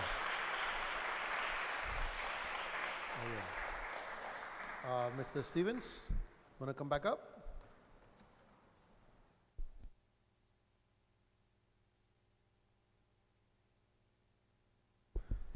Welcome, welcome, board member. Thank you. Thanks for doing that. Thank you. Council members, members from the community. First and foremost, I want to apologize to each and every one of you city council members, because I feel as if I was sitting in my chair, you all were being disrespected. So I want to apologize for the actions of the superintendent on that behalf. This is something that, we've been dealing with as a board, and, it's in fact frustrating. As you know, I took on this role to be on the school board. I didn't take it on, to rubber stamp things and to just approve things and not push back. But I take my role very serious. And I would say, me growing up in Providence, having a similar story to Dr. Montañez, I would say sort of under the lines of, we can still in a way push back and be transparent. Now, one thing I'm going to mention is that Dr. Montañez is only doing what he's getting paid to do. So, I don't want everyone to probably think that it's sort of him acting that way, but this is what he's getting paid to do. Now, what I need the city council to do is push back on the overall state of the takeover. Tell you one thing, I grew up in Providence. I've always followed politics, and I never seen the school department have this much attention since the takeover has taken place. And it gets a bit concerning because, one thing I always do, and I always say, is I do what's in the best interest of the students and families. And students and families are currently here. During the John Hopkins report, there was a report that there was a lack of community involvement and family engagement. But when we get families here and they're engaged in the wrong reason, that is what brings about a concern. Now, 360, for example, that school has in fact been performing well. We have a process, and not only do we have a process in place, but we have a policy that ought to be followed. And, I think what the commissioner does is she cherry picks which policy she wants to use, and she abides by it. But as soon as we say, hey, there's a policy on school closures, the commissioner says, I have sweeping authority. We come before this board under the current state of the takeover. So, like I said, I encourage the city council to really put their heads together and really think about ending the state takeover. So thank you all for your time on tonight. Thank you. The next speaker is Caitlin Crudale. Caitlin, welcome.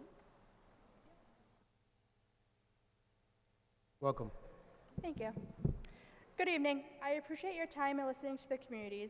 I am a parent from the Southside Providence Allen Straughn Feinstein Elementary School on Broad.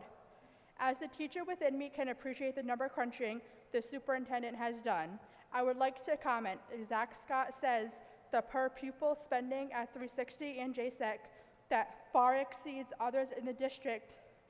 360's per pupil spending is $14,509. That number is significantly less than Alvarez, which is $15,218, Hope, which is $17,895, Central, which is $15,794, and Mount Pleasant being $17,941, just to name a few. And along with the commissioner, the superintendent pushes attendance, pushing attendance, and has brought this up today. But does that not include them? Every time a school is closed, he sends one of the minions to break the news, and both always have an excuse. The kid's doctors, a broken leg, they're sick, etc. Let's look at what is really happening. They are closing all these community schools that are public to allow charters to move in. Not everyone wants a charter school. We want neighborhood schools with smaller classrooms, our kids not being a number or a percentage in their eyes, not to be told to sign attendance contracts, and for them to actually communicate with the families and be transparent for more than their survey to be able to say, oh look, it's working, they're falling for our crap. And let's be honest, if it was a merge, the educators would be merging as well, not losing their jobs. Thank you. Our next speaker is Ellen Foley. Ellen Foley? Thank you, sir.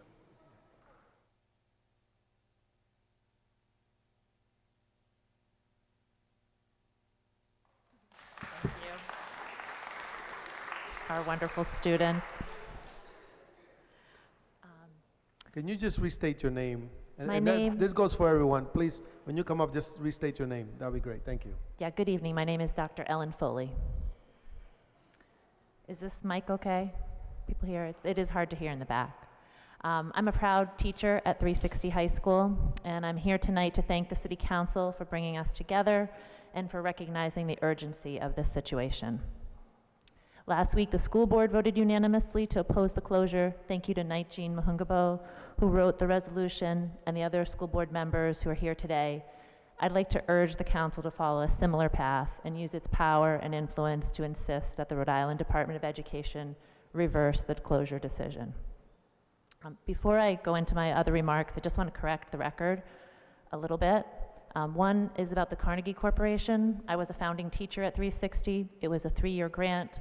They did not leave. We successfully completed the requirements of the grant. It was always intended for the district to sustain the work.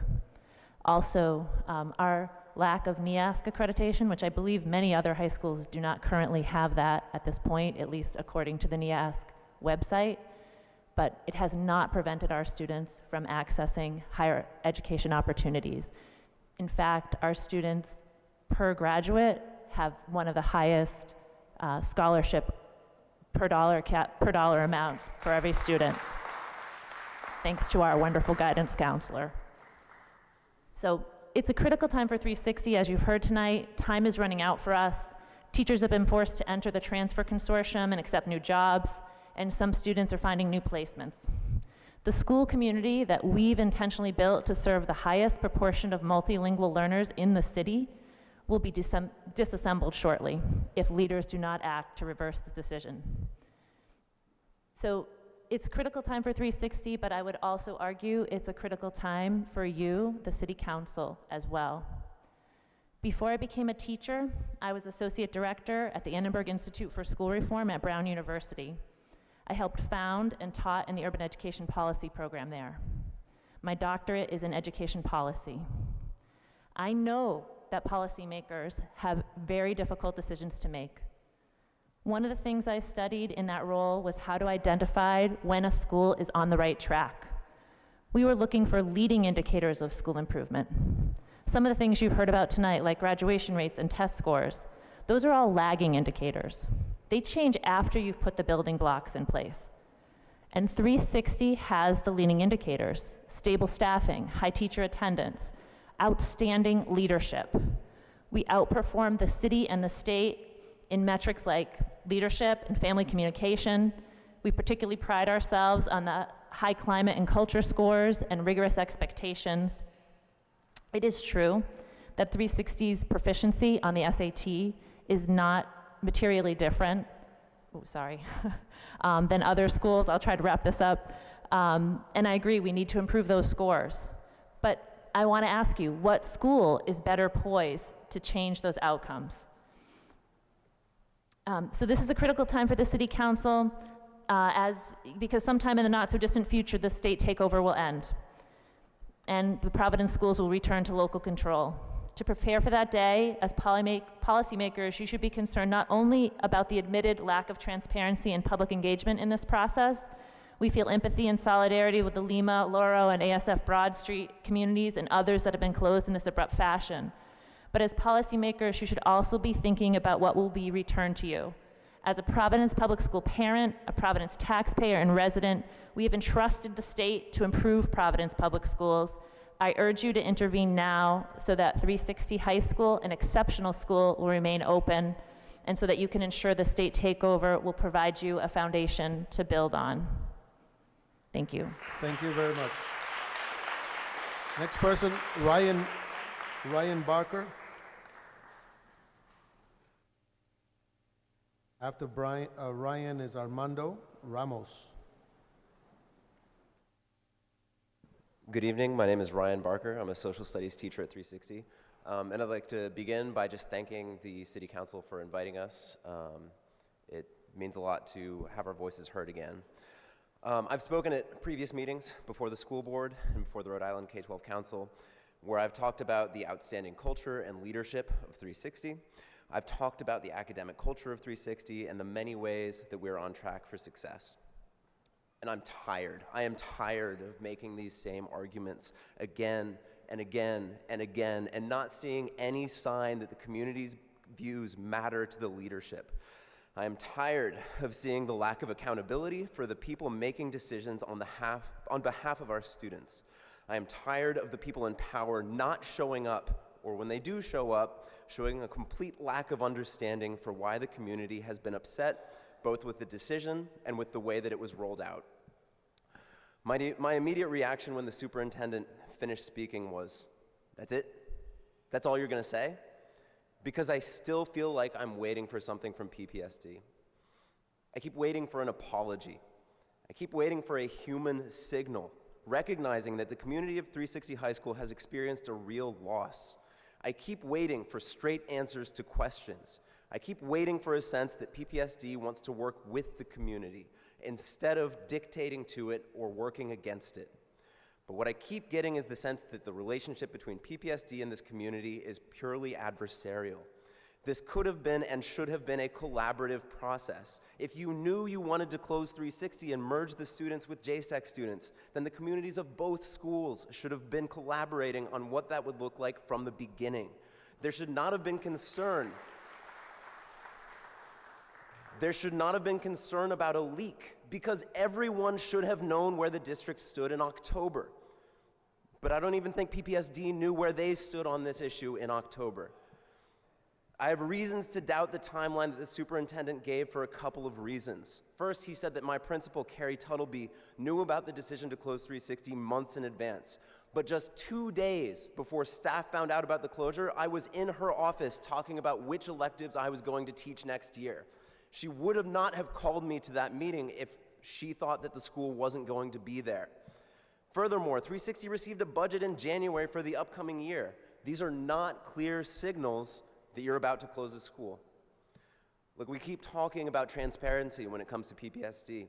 PPSD needs to admit that it has a problem with transparency. It needs to apologize for it, and it needs to actually do something about it. Because it is harming our students, it is harming our communities. It's not good for the city of Providence. Thank you.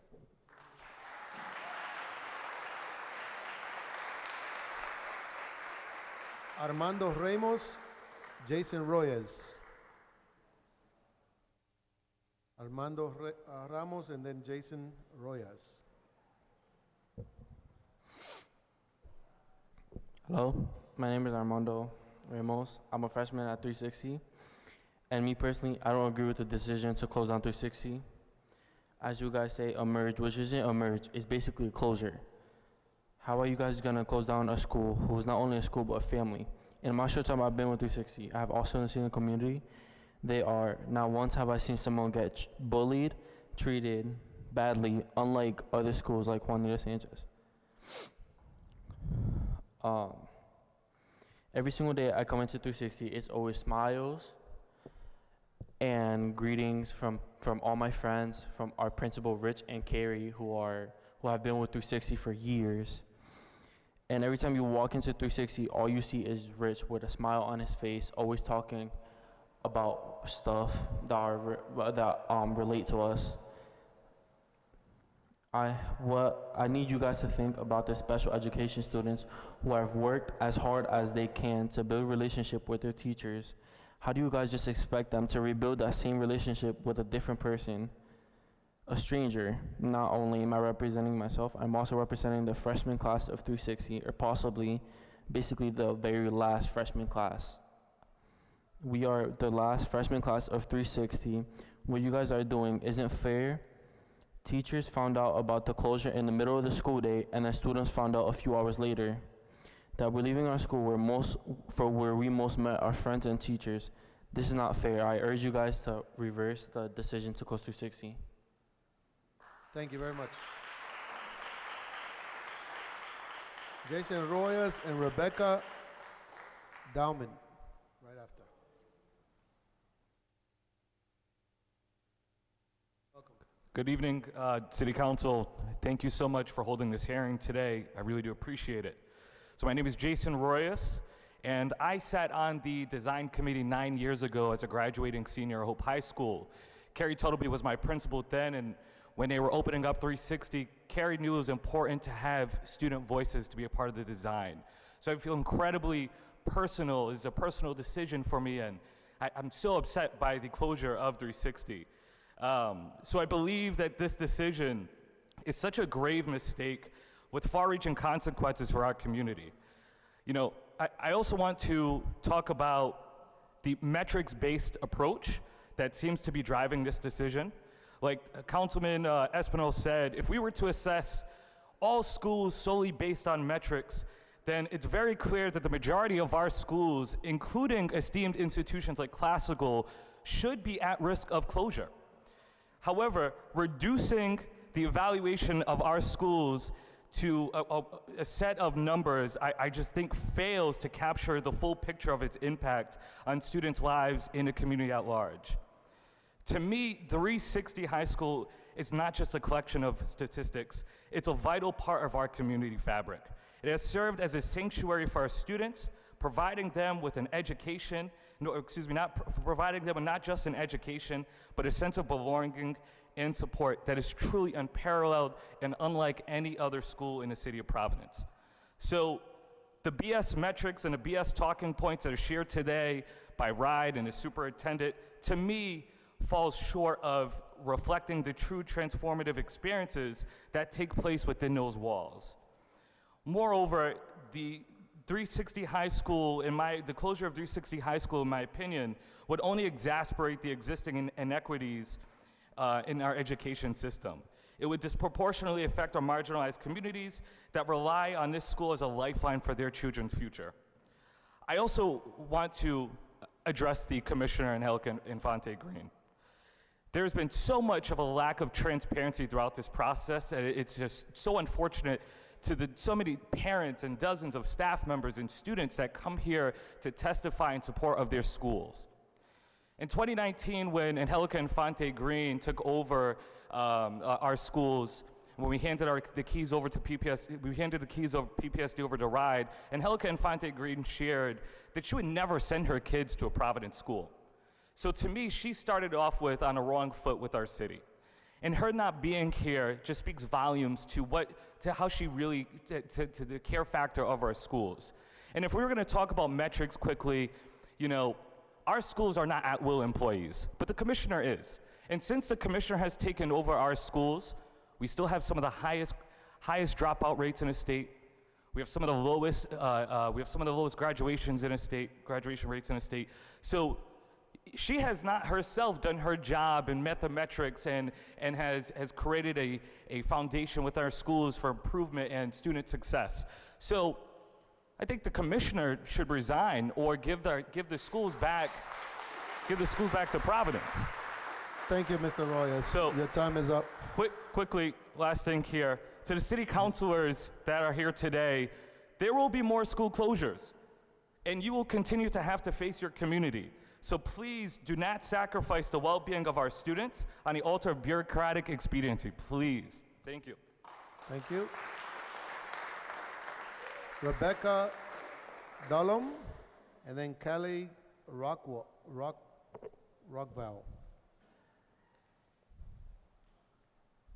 Rebecca, all right, and Kelly Rockwell. Afterwards, Kaylee, you're after. First is Rebecca, and then Kaylee.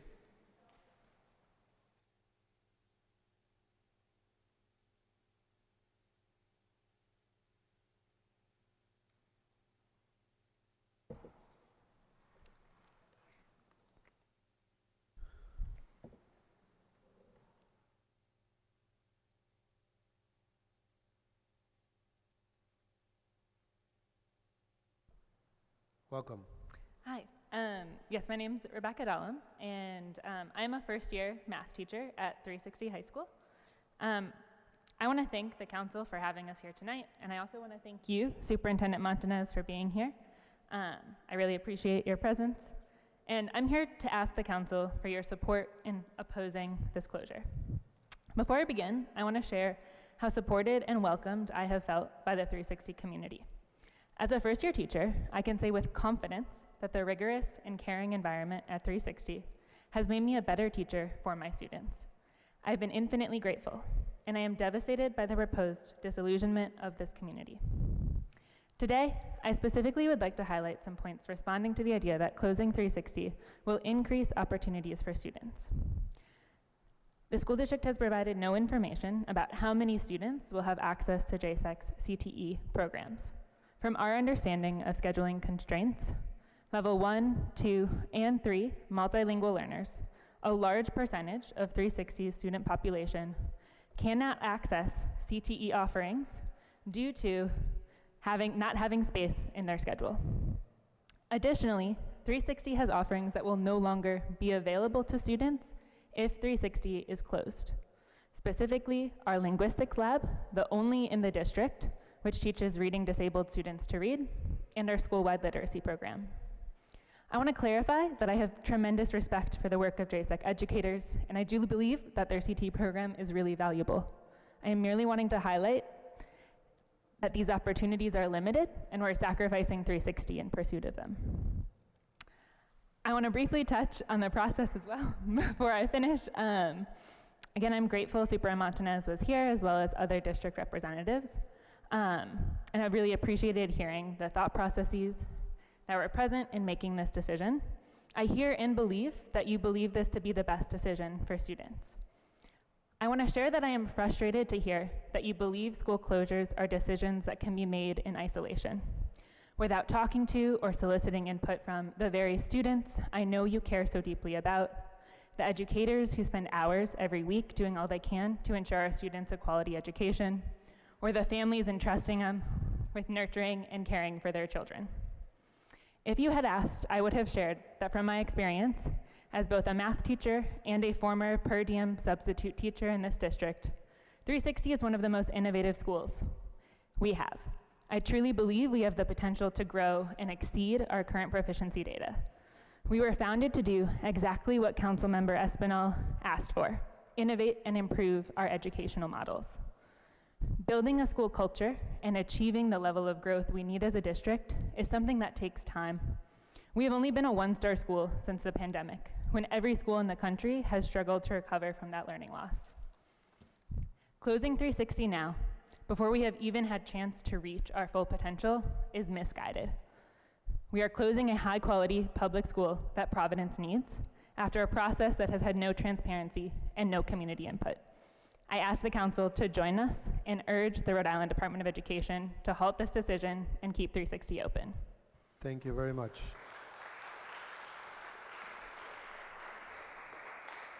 Kaylee, and then on the mound, Roseanne Gorham.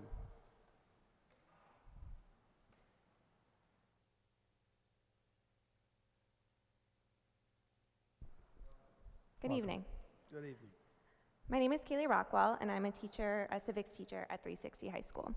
First of all, I would like to thank the City Council as well as the school board for holding these meetings to have our voices be heard. It's been rare since this closure has been announced. I've felt treated like a professional and honestly sometimes like a human being, and I really appreciate having the opportunity to be listened to. In the spirit of that, I would like to repeat some of the statements that I made at a RIDE council meeting because I think they're important to share. There are a myriad of arguments that I could present to you tonight that support keeping 360 open, but as I have grappled with this decision, I'm consistently drawn back to the messaging from PPSD and RIDE that we are a failing school and therefore deserve to close. As sociologist and education scholar Eve Ewing notes in her book Ghosts in the Schoolyard about Chicago's 2013 school closures, the notion that the school is a failure creates a supposedly urgent space for the public to support policymakers. In this sense, the rhetoric of the failing school serves as a boogeyman, intended primarily to frighten us not into action, but into unflinching agreement with whatever action those in power opt to take. I believe this was the intention in creating this messaging. Who can argue with closing a failing school? The problem, of course, is that a school is made up of people. And when you say a school is failing, you implicate students, families, and educators as failures too. After watching our students testify, protest, organize to save their school over the past few months, do you really believe that they are failing? Would you say that to their faces? I would hope you would not, simply because it is not true. Our students are bright, hardworking young people who prove their worth in ways that cannot be measured by test scores. Test scores that are in line, I will add, with most other high schools in Providence. Which brings me to my next point. If you truly did believe that 360 was a failure, closing us is not the answer. As Ewing states, students who experience school closure end up at new schools that are not thriving academically. This makes sense because the history of segregation and inequality has left struggling schools largely clustered together, meaning that students leaving a school facing challenges are likely to end up in an equally challenged school close by. Our students are marginalized because of economic and geopolitical factors that are beyond their control. Moving our students next door is not a solution to these factors. 360 is a place where students, families, and educators thrive despite the odds. And I encourage the City Council to use the power that they have to hold parties accountable and call for the halt of the closure. Thank you. Thank you very much. Roseanne Gorham. Then we have Jose Batista on the mound. Hi, how are you? Hi, my name is Rosanna Gorham, and first I'd like to thank all of you for having us and hearing our thoughts and our concerns regarding the closure. I'm hoping it will not close. I just want to let you know, this is my 7th year as a special education teacher at 360.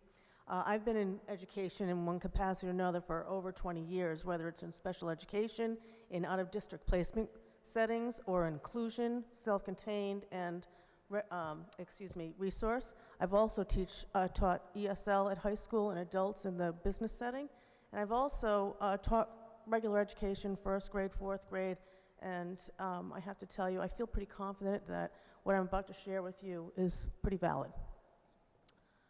First, I'd like to address some of the questions that all of you had. I love it when everyone asks questions because it gives us an opportunity to share with you what we think are some of the valid truths. First of all, I want to talk about the STAR assessments. It addresses some of the reasons why we are a school that has these ratings that everyone's talking about. First of all, I want to talk about how we receive our students. We receive, in this last year, the 9th graders, they were at the STAR assessments, just so you know. We've been doing these in Providence. Everybody gets tested from grades 1 through 12, and it's how we rate students on their reading skills and math skills. And I just want you to know that when we received ninth graders this past year, we had 60 to 70% of our ninth graders came in at urgent intervention level, which means we have a long way to go in 4 years to get, well, actually 3 years, in order for them to take their SATs. I also want to let you know that the benchmark for special education for the STAR testing is at 40 percentile to reach their typical peers, which, by the way, it's a little concerning because the SATs, I'm pretty sure that kids are going to have a difficult time reading at the skill levels that are necessary to do well. Another thing I'd like to address is the access to MLL students or their scores. I think it's really difficult for a lot of the students that I have that I've received or I start watching because their language proficiency doesn't necessarily allow them to pass their reading skills because they don't have the skills yet to read. And I think that's something that the school can improve on. Superintendent, I just want to address you. I approached you at, oh, I'm sorry. I approached the superintendent and he told me that he was one of the students in the Providence schools that had difficulty reading, and thanks to teachers that he had, he was able to reach the potential that he feels that is making him a success. And I think we should have that same opportunity for our students as well. I'd like to also address some of the RIDE STAR accountability scores. I think it's really important for people to know that in special education, we not only have to address the academic transition skills, we have to address the vocational skills. And I can tell you that one of the things that happened in the accountability in 2021 was that I had 4 students that I needed to try to get prepared to go on to their graduation. They met the graduation requirements because our teachers are wonderful and they're helpful and they all get those kids to where they need to be for graduation. But when they went to the transition academy, I had to tell them that they had to put their diplomas aside and if they wanted to go to that school. That is part of my job by the federal government, that I have to make sure they have a placement to go, a pathway to go for adults. Thank you. So I have to tell you. Thank you. Okay. Your time has run out. I will just say, you need to fix the STAR accountability rating scores. They're not valid. Thank you. you. Jose Batista. Representative Jose Batista from Washington Park and South Providence. I believe. Pro Temp. Yes. I'm sorry, sorry, Representative, just want to, the teacher made a valid point. Just want to kind of elevate it, is that besides the newcomer academy, 360 holds the highest proportion of multilingual learners in the city of Providence. So I just want to state that, make that known on the record. Thank you. Thank you very much. My name is Jose Batista. I serve as a state representative for District 12, which is the area in South Providence where 360 is. There's so much that has been said already, and I don't want to repeat any of it, but I will take this opportunity to share my 2 cents and just begin by saying that I feel, on the one hand, enormous gratitude. Gratitude for each one of you all who are here on a Thursday night. I know the councilwoman mentioned you folks are paid to be here, but let's be honest, it's probably not enough to do what you have to do already, never mind these additional things. But it's really important, and I appreciate all of you and how passionate you are, especially to my councilman, Pedro Espinal, who's very passionate about the future of our youth. And actually, I'm grateful to the PPSD, to the folks who are here, and to Superintendent Montañez. We may have a disagreement on the issue, but the fact that you're here, not just to testify, but also to listen to everybody, speaks volumes of you, and I want to note that and appreciate that. On the flip side, I'm also filled with a lot of concern. This is not the first, but the second time that a school has been closed in my district, and I've only been in office for 4 years. And not only that, but it's following the same footprint. And the issue is not necessarily the conclusion, but the process. And both sides, what we've heard is that the issue is that the news leaked out. That is not the issue, with all due respect. The issue is that the decision was made prior to involving and including all the teachers, the families, the students, the parents, the people who are here, who I'm also grateful to. Born and raised here in Providence, in South Providence, had the opportunity to go to public schools, to Sackett Street, to Roger Williams, to Classical. I was one of these young people. I remember what it was like. I know, in fact, that's why I do the things that I do today in practicing law, representing my community, because I want everybody else to have the opportunities that I did.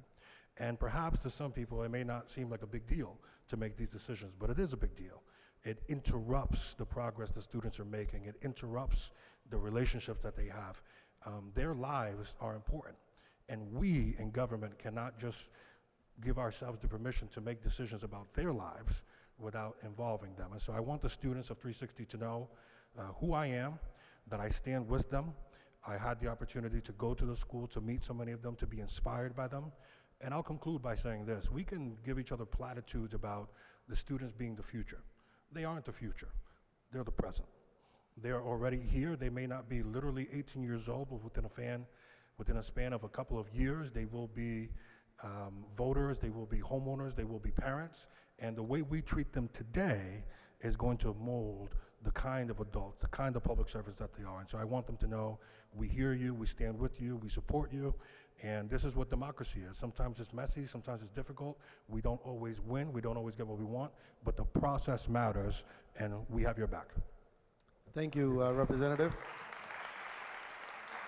We have Nicole McClellan, then Gabriela Cardone on the mound. Nicole? Is Nicole here? Student, welcome. Hi, Nicole. Hi. My name is Nicole, and I'm a senior at 360 High School. And I can honestly say that 360 is the best Providence public school that I've been to. I feel safe in that building.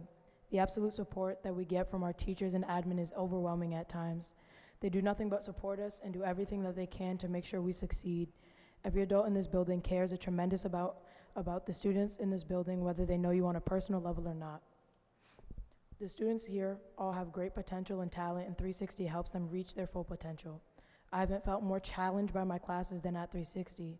They push us to be better. They let us have our own opinions and encourage us to use critical thinking skills. I feel heard at 360. Test scores are not everything, and in my opinion, do not show how proficient every student is. I can proudly say that the multilingual learners at 360 are very smart and intelligent students who work harder than most monolingual students I know. Of course, students that are brand new to this country, like 50% of 360 students aren't going to do amazing on tests that are in a language they barely know. I understand that PPSD wants better schools, but isn't educating in a healthy way and having good understanding with your students also important? At 360, student voice and leadership are at the forefront of what Principal Carrie Tuttleby and Assistant Principal Rich Norris stand for. I've said this before and I'll say it again. 360 has given me a reason to keep going. They instilled a sense of pride and motivation in me, helping me realize that I have lots of people who care about me. Seeing all the freshmen stop and ask me for advice and confide in me lets me know that they trust me. I learn from them on a daily basis. They're good at problem solving and voicing their opinions. They're not afraid of what people say or think. I know I'm older than them, but I really hope to be like them when I grow up. They are some of the most genuine souls I know. Each and every one of them has their own personality and characteristics. That doesn't only go for the freshmen, but to 360 students as a whole. No 360 student is the same, and as much as they say it's not affecting the seniors, it's actively interrupted our classes. Some teachers don't know how or whether to continue classes as scheduled because they're more worried about interviews or whether they're gonna have a job next year. Now tell me how seniors are supposed to graduate if their teachers aren't even as focused as they should be. How are students supposed to stay motivated and on task when we can see and feel just how upset the teachers are? I apologize, but this decision has been and still is bogus to the community. Our test scores may be low, but yes, we are literate. Yes, we can do math. And yes, our teachers prepare us for college, giving us college-level essays and pushing us to be better than we came in as. Thanks, but no thanks for your so-called compassion and understanding. Thank you, Nicole. Gabriela? And then Stephanie. Stephanie Beauty. Good evening. My name is Gabriela Carbone. I'm a 10th grader at 360. And I am sick and tired of what's happening right in front of me. I shouldn't have to worry if I'm going to move schools because of an outrageous decision that is being made. Our school isn't just a place where we come to study and take tests. It's where we've made lifelong friends, discovered our passions, and grown into people we are today. It's our second home, a place where we feel safe and supported no matter what challenges are facing. Closing our school wouldn't just affect us students, it would impact our entire community. Think about the events and activities that happened there. Sports, games, performances, club meetings. Our school is the heart of our town, bringing us together and giving us a sense of belonging. And what about the teachers and staff who dedicated themselves to helping us succeed? They're more than just educators. They're mentors, role models, and friends. Closing our school would mean saying goodbye to these amazing people who've had such a huge impact on our lives. They showed that I could be heard and that my voice matters, that every student, teacher, and administrator's voice and opinion matters. I also have a learning disability. I was so embarrassed that I had it affect my learning, but at 360, the staff made me feel like I was worth something, that I shouldn't not be ashamed of having it, but because of wonderful teachers like Rebecca, Rosanna, and Natty for giving me the opportunity to change my life for the better with Linguistics Lab, because I have no idea what I would be doing without all these teachers behind me. I would also like to mention that our waiting list is second highest in the district, just behind Central. So to say that we are under enrollment is nonsense. It's appalling that I'm hearing that. And I'm not letting my school, no, my second home, go down without a fight. So thank you for absolutely nothing, Superintendent. You were supposed to be on our side. Thank you, Nicole. Gabriela. Stephanie Beauty, and then Zania. I want to say Zania, yeah. Hi, good afternoon, Chamber. Thank you for having me. Nice to see a lot of familiar faces. My name is Stephanie Beauty. I grew up on the west end of Providence, and honestly, although I live in Smithfield, 90% of my time is actually spent in Providence, and the rest of the 10% is waking up from North Smithfield to come back here into Providence anyway. So I'm here on behalf of a few other parents. A few weeks ago, I was at Gilbert Stewart, which I went to, which is also going to be closed down to help a parent transition their kid into a better school. And I was happy to be able to get them into Hendricken. And so I'm very proud of that. Here at 360, and I think that you guys have heard a lot of empathetic and passionate testimony about the work that the teachers have been doing. But my professional work is about data. And so I'm here to talk about data and how the data offsets the decision that's being made. And so, unfortunately, and I have a profound, deep admiration for you, Superintendent, and you know that, and Ms. Anya, you know how I love you very deeply, but the data doesn't really match up with the decision that's being made. And if we're being quite honest, regardless of what school would be closed, we would still be having this type of empathetic conversation. And so I think we need to be talking about what the budget needs to look like as you guys are about to enter into a budget conversation in order to prevent these type of decisions. And also what you guys do have, which is within your power to do, because we know that you can't stop the school closure. However, when I make a bad decision, my manager brings me into the room and we talk about what steps we need to make in order for that to not happen again. And so how do we learn from our mistakes so that way another school closure doesn't happen like this? And I think the conversation around transparency, around information that's in fact accurate, and that we actually involve the community in the decisions that impact our students here, and so that way they're not blindsided by this. I don't believe that this is a merger, although that this is being labeled as such. It's in fact a closure, because a merger would in fact require for both principals and assistant principals to apply for the same job and be a combination of a school coming together, and that's not what's taking place here. But to also sum up, while we're talking about 360, I think it's also important to highlight Hope High School in that conversation as well, because by comparison, I've had a lot of complaints about that school where there have been both racist and sexist comments made by the current principal at Hope High School, and that the students are in fact failing. When you look at 360 and Hope High School, the numbers are in fact appreciating, and if anything, that would be the school that you would want to close and not invest that type of money in that type of solution. And so while we're having this conversation, and I hope that it's on the record, I do hope that you will take time to look into Hope High School and to see what's been going on with a lot of complaints from not only just the students. Please address the chair. My apologies. Not only just the students, but parents, as well as faculty, with inappropriate statements that have been made at the school by leadership, and what we can do to offset that and change that. And I thank you for your time. Thank you. Thank you very much. I want to say Zania? Exania Cherry. I'm sorry? Exania Cherry. Exania Cherry. Yes. Excellent. Welcome. Thank you. Hello. Yes. I'm a senior at 360. And it's hard to talk about the 360 community in the way that my teachers and peers have. I just joined the school in December, and I wasn't really supposed to.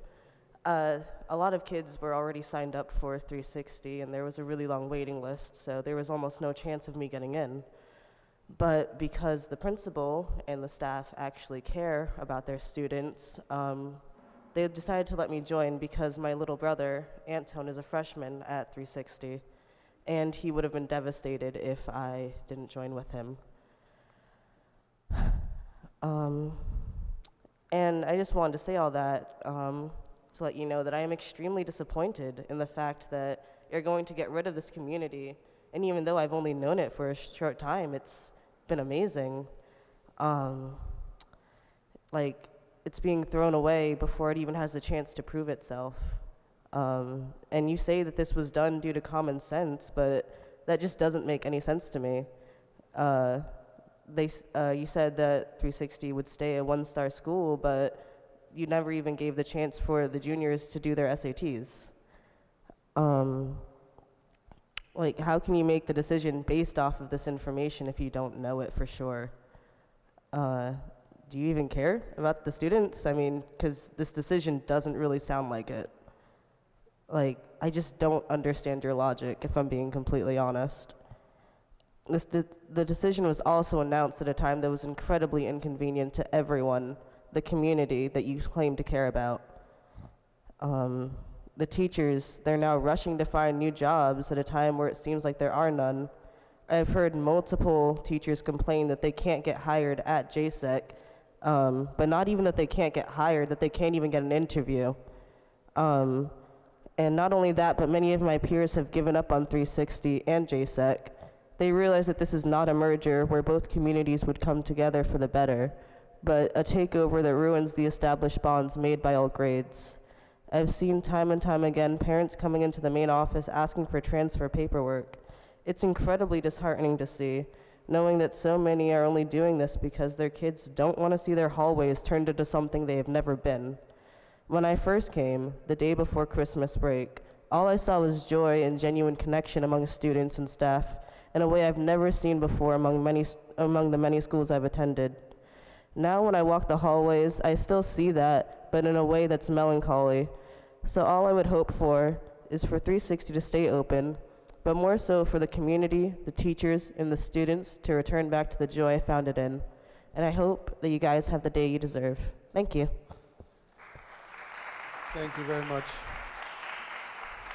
We have Michelle Isom and then Maximo. Michael Isom. And then we have Maximo Rodriguez. Hello, my name is Michael Isom, and I'm a senior at 360s, and I'm the also son of Councilwoman Ana Vargas. I just want to come up today and say that I want to give a quick story time. So a freshman, I came into 360 for a couple, like 2 weeks, and I was like, I don't want to be here. I don't think this is the right fit for me. So I begged my mom to send me to Central High School as I went for the rest of my freshman year and a little bit of my sophomore.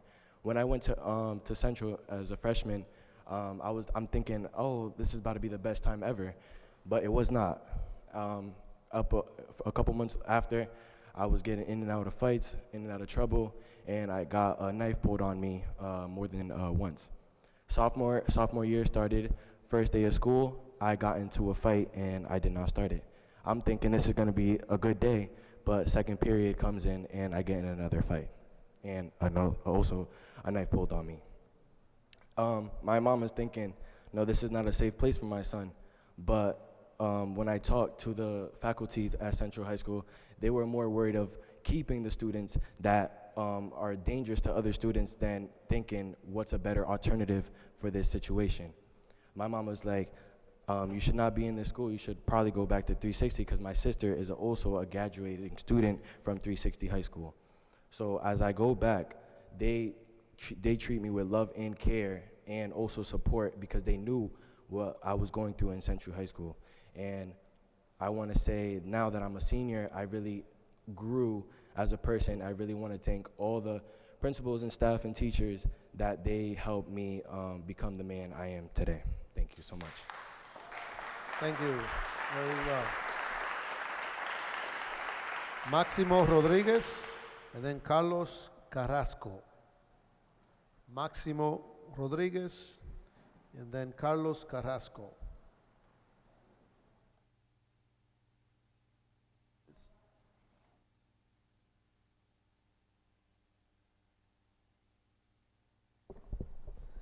Hello. Thank you so much for having us here. My name is Maximo Rodriguez. I'm an alumni from the second graduating class of 360. And I'm currently a student at URI studying computer science and art. I would like to start off with acknowledging the power that the students and community have shown. I can think of maybe the 2016 school walkout was the last time that I've seen such support and dedication from a community of students to show how much they care for their education and their livelihoods. I would also like to say 360 prepared me an immensely amount to go not just to college, but also into the real world and make those connections with people and build different communities. I'm currently part of the board of directors at Youth in Action, which is a program that has been serving and providing for our communities for over 25 years. And through them, I have learned many, many values that I've seen reflected at 360. And if there's one thing that I would like to leave you guys with, is a quote that I've learned through Youth in Action, which is, "Nothing about us without us is for us." And I think that very much reflects the general understanding and as quoting back to what Ryan, one of the teachers said here, the general confusion and miscommunication between the board, the school, the district, and the amount of passion that we have to show to why we want to keep our school and why we want to keep our students. Thank you. Thank you. Carlos Carrasco, then Mime Suarez. No. Enrique, oh, sorry. Enrique Sanchez, representative, after him. All right, thank you. So I just want to say, like, when I started in 360, I didn't even know what school I was going to go to. It wasn't even my first choice, right? And it really helped me develop the person I am. I mean, the teachers all care about every single student in different ways. I mean, I guarantee they remember me for the rest of their lives because we built a connection. I don't think that happens in most of the schools, let alone in the world. Like, the teachers, I mean, this might not sound normal, but like, the teachers aren't our teachers, they're our friends. And they help us get through things, right? So when the pandemic started, I didn't really know where I was. I didn't pass with my classes. I didn't even graduate on time. I was supposed to graduate with Maximo back there, but I didn't. The teachers came after me, even a year after, no communication, no nothing. One of my teachers, one of the counselors, Rich, came to my house. Popped in, knocked, rang the doorbell. I had no idea who he was. I know who he was, but I didn't know he was there. He came in and was like, "I'm gonna have you graduate." And I was like, I mean, I'm busy, I was working, I was doing other things, right? But he made sure I graduated. Even then, after that, I kind of stopped worrying about it again. And I had more phone calls, more texts, like they were on me about graduating. I mean, you guys account for the students that graduated on time, but not the students that they helped graduate afterwards. I mean, if it wasn't for 360, I wouldn't even have my high school diploma. Right now, I'm a student at CCRI, studying mechanical engineering. Well, not right now, I'm just doing prerequisites and stuff, but I will be moving on to URI for mechanical engineering. And I wouldn't be able to have this future without 360, without teachers that worried about their students and teachers that care about, like, yeah, I might, to most teachers or the school district, I might just be a number, a little stat on the board where, oh, he graduated, he didn't. I mean, our investment kind of paid off, right? But to my teachers, I was a person, somebody who had a future, and without their help, I wouldn't be where I am. Thank you very much.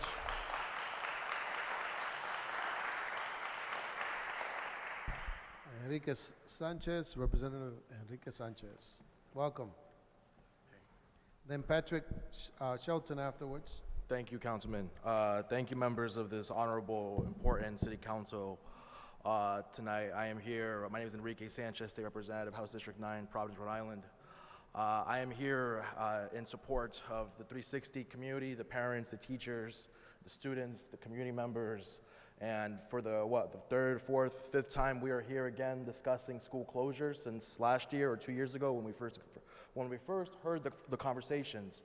And I do always want to mention the potential of a Mount Pleasant school closure, as well as that was also a rumor, right? But that ended up being a potential also closure. But good thing we interfered there as well, and we made sure that we put a stop to that transformation or the add-on or whatever they want to call it, right? I am optimistic, finally. I'm optimistic because there is a ongoing, growing coalition of elected officials now. Finally, we're doing something about pushing back against this decision-making by the authority at the Rhode Island Department of Education.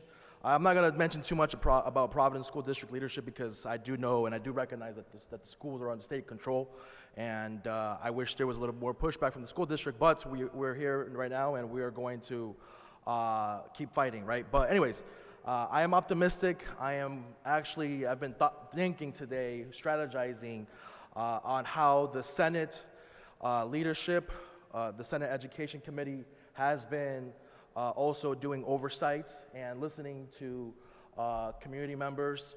The Providence delegation of state representatives has also been meeting with right officials and PPSD officials about these school closures.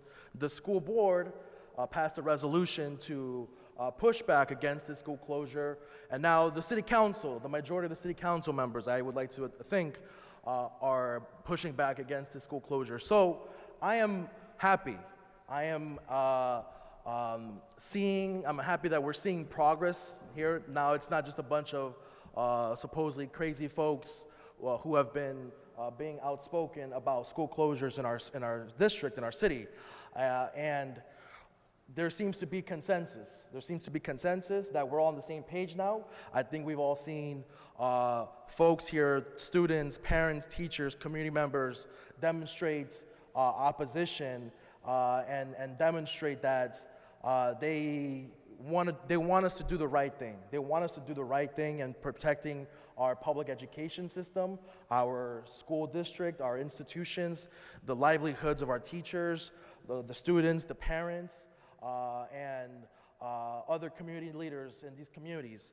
And I can only be here speaking and saying that I hope that we start moving as a unit and holding up accountability for these folks at RIDE, and especially the commissioner. Very, very disappointing that she couldn't be here today. I'm gonna wrap up right now. Very disappointing that she couldn't be here today, but I'm not surprised. We're not surprised here because she has been demonstrating these sort of positions these last 5 years under the state takeover. But I've been speaking to the Speaker as well, the Speaker of the House, and through the House of Representatives, we're the only ones who have the power to initiate some sort of removal or impeachment of a position of a leader in a position of power like that under the executive government. And I've been speaking and convincing my colleagues, all 75 representatives, that the only way to end the state takeover, if they're not going to give up, is to impeach the Commissioner of Education. And the Speaker every day is listening and taking into consideration this decision. Thank you very much. Thank you. Thank you, Representative. Patrick Shelton and Arelis Bello, who spoke already. Is there anybody else who would like to speak after Patrick? Please make sure that you give us their name. Patrick? Oh, get ready. and I'll let you in.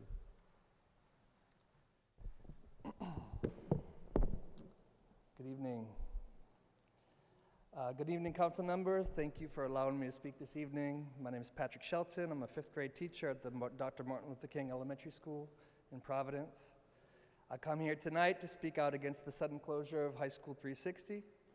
I'm a former teacher at the ASF at Broad Street School, the only school located in Washington Park, Councilman Espinal's district, that was closed suddenly without involving the community in the decision. The families of that wonderful school, a few who were here this evening, protested, we pleaded, we fought hard to keep our school open and tell anyone who would listen how poorly the district handled the closure and how it felt to be shut out of the entire process. So you can imagine how shocking it was to read in the news that the district seemingly didn't learn anything from how things were handled last year and were doing exactly the same thing that they did to us last year. Listen to these parents and the students of 360. Isn't that exactly how we want our parents and children to feel about our schools? Members of the council, I urge you to please pledge to take a stand against the closure. We cannot let the district close another school without engaging the community in a meaningful way. If we allow the district to suddenly and secretly close another school without engaging those who will be most affected, then what's to stop them from doing it again? Clearly, nothing was learned from last year. I ask you to use the collective power of this chamber to try to do something to ensure that a closure like this will never happen again. Thank you very much. Thank you. Thank you. Then we have Crystal Johnston. Crystal. And then lastly, Night Jean. Welcome. Welcome. Thank you. Good evening, everyone, and thank you for allowing me to speak. 17 years in the school department, 9 schools. I think I chose one. The other ones, positions closed, schools closed, no more, the student moved, whatever. I was at 360 by accident. The day I walked into 360, Kerry had a circle up. And I have never felt more welcome than I have ever felt in any school that I've been. A lot of schools I loved, I didn't have a problem, but when I say the culture was amazing, I felt like a part of the team. I love the culture at 360. The students call us by our first name. There's no bells. The students know that what time they can dismiss and go to their next class. The culture is amazing. I am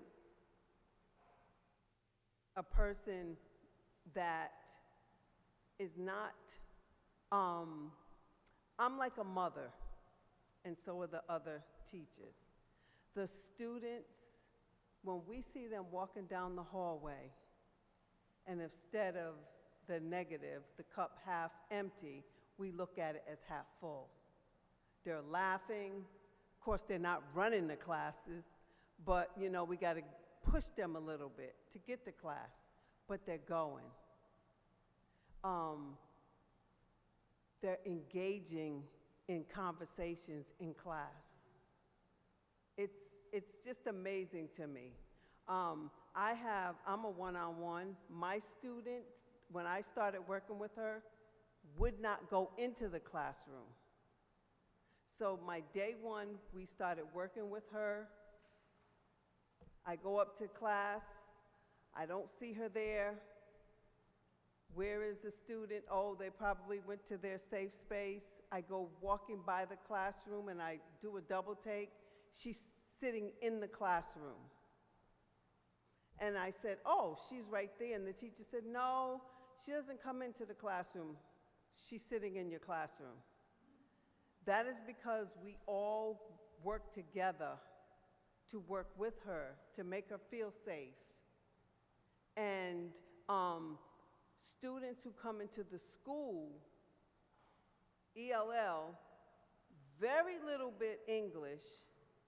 At the end of the year, these students are required to stand in front of 3 or 4 teachers and some peers to do their exhibition, and they do it. So when I say that it's an incredible change that we see in the students, only because the teachers have amazing relationships, requirements, consistency with these students, and for the school to close is heartbreaking. And I just pray that these students can find a great home. I would have loved to see the collaboration with those 2 schools, because I know without a shadow of a doubt, it would have been amazing. We already share the gym, we already share the cafeteria. And if they would have just walked through the school and felt the culture and engaged in with the students, you would have felt what we feel. Thank you. Thank you. Thank you very much. Appreciate it. And the last speaker for tonight is Knight Jean, PPSD board member. Welcome. Thank you. My name is Knight Jean Muhingabo. I'm Providence Public School board member and also board member of PERA. 2 years ago, I was appointed to the Providence Public School and to join the board. I joined the board because I wanted to advocate and be a voice for students, teachers, parents, and administrators, and build a bridge between the refugee community and making sure all parents in Providence have a voice in their child educations. In the last year, Odan and the Commissioner of Education, Infant Green, and the superintendents, they have decided to close Allen Frankston Elementary School on Broad Street, Lowell Elementary School, Gilbert Stored, and now 360. As a member of this community, I've witnessed the profound impact of this institution had on generation of students, family, and the community. As a board members, I learned about the school closure plans on Twitter, and did not communicate with the school board and did not communicate with parents about the school closure plans. We need transparency. If the superintendents and they're going to planning to close any school, they should hold community forums and provide a constantly transition plans by the families, students, and teachers that will be impacted by the closures. 360, our local schools, serve as a pillar of stability for many families in our communities. For some students, it's not just a place, it's a refuge. Closing the school will disrupt their educations and the support system that many students rely on for their well-being and also academic success. Thank you. Thank you very much. Well, that concludes the testimony from the public. We'd like to thank everyone for being here today from the Providence Public School District, along with my colleagues. I know it's been a long night, but it's important. And I think that the message that has been sent from our constituents and residents in Providence and also our city council is that the PPSD and RIDE need to be more forthcoming with more engagement in the community, letting us, the residents, parents, and us as elected officials know the future of the redesign and closures, or making sure that our voices are heard. So with that said, that concludes our hearing today. Is there a motion to adjourn? Motion to adjourn. Motion has been made by Councilwoman Councilwoman Graves, seconded by Councilman Espinal. All those in favor? Aye. Any abstention, any nays? The ayes have it. Meeting adjourned.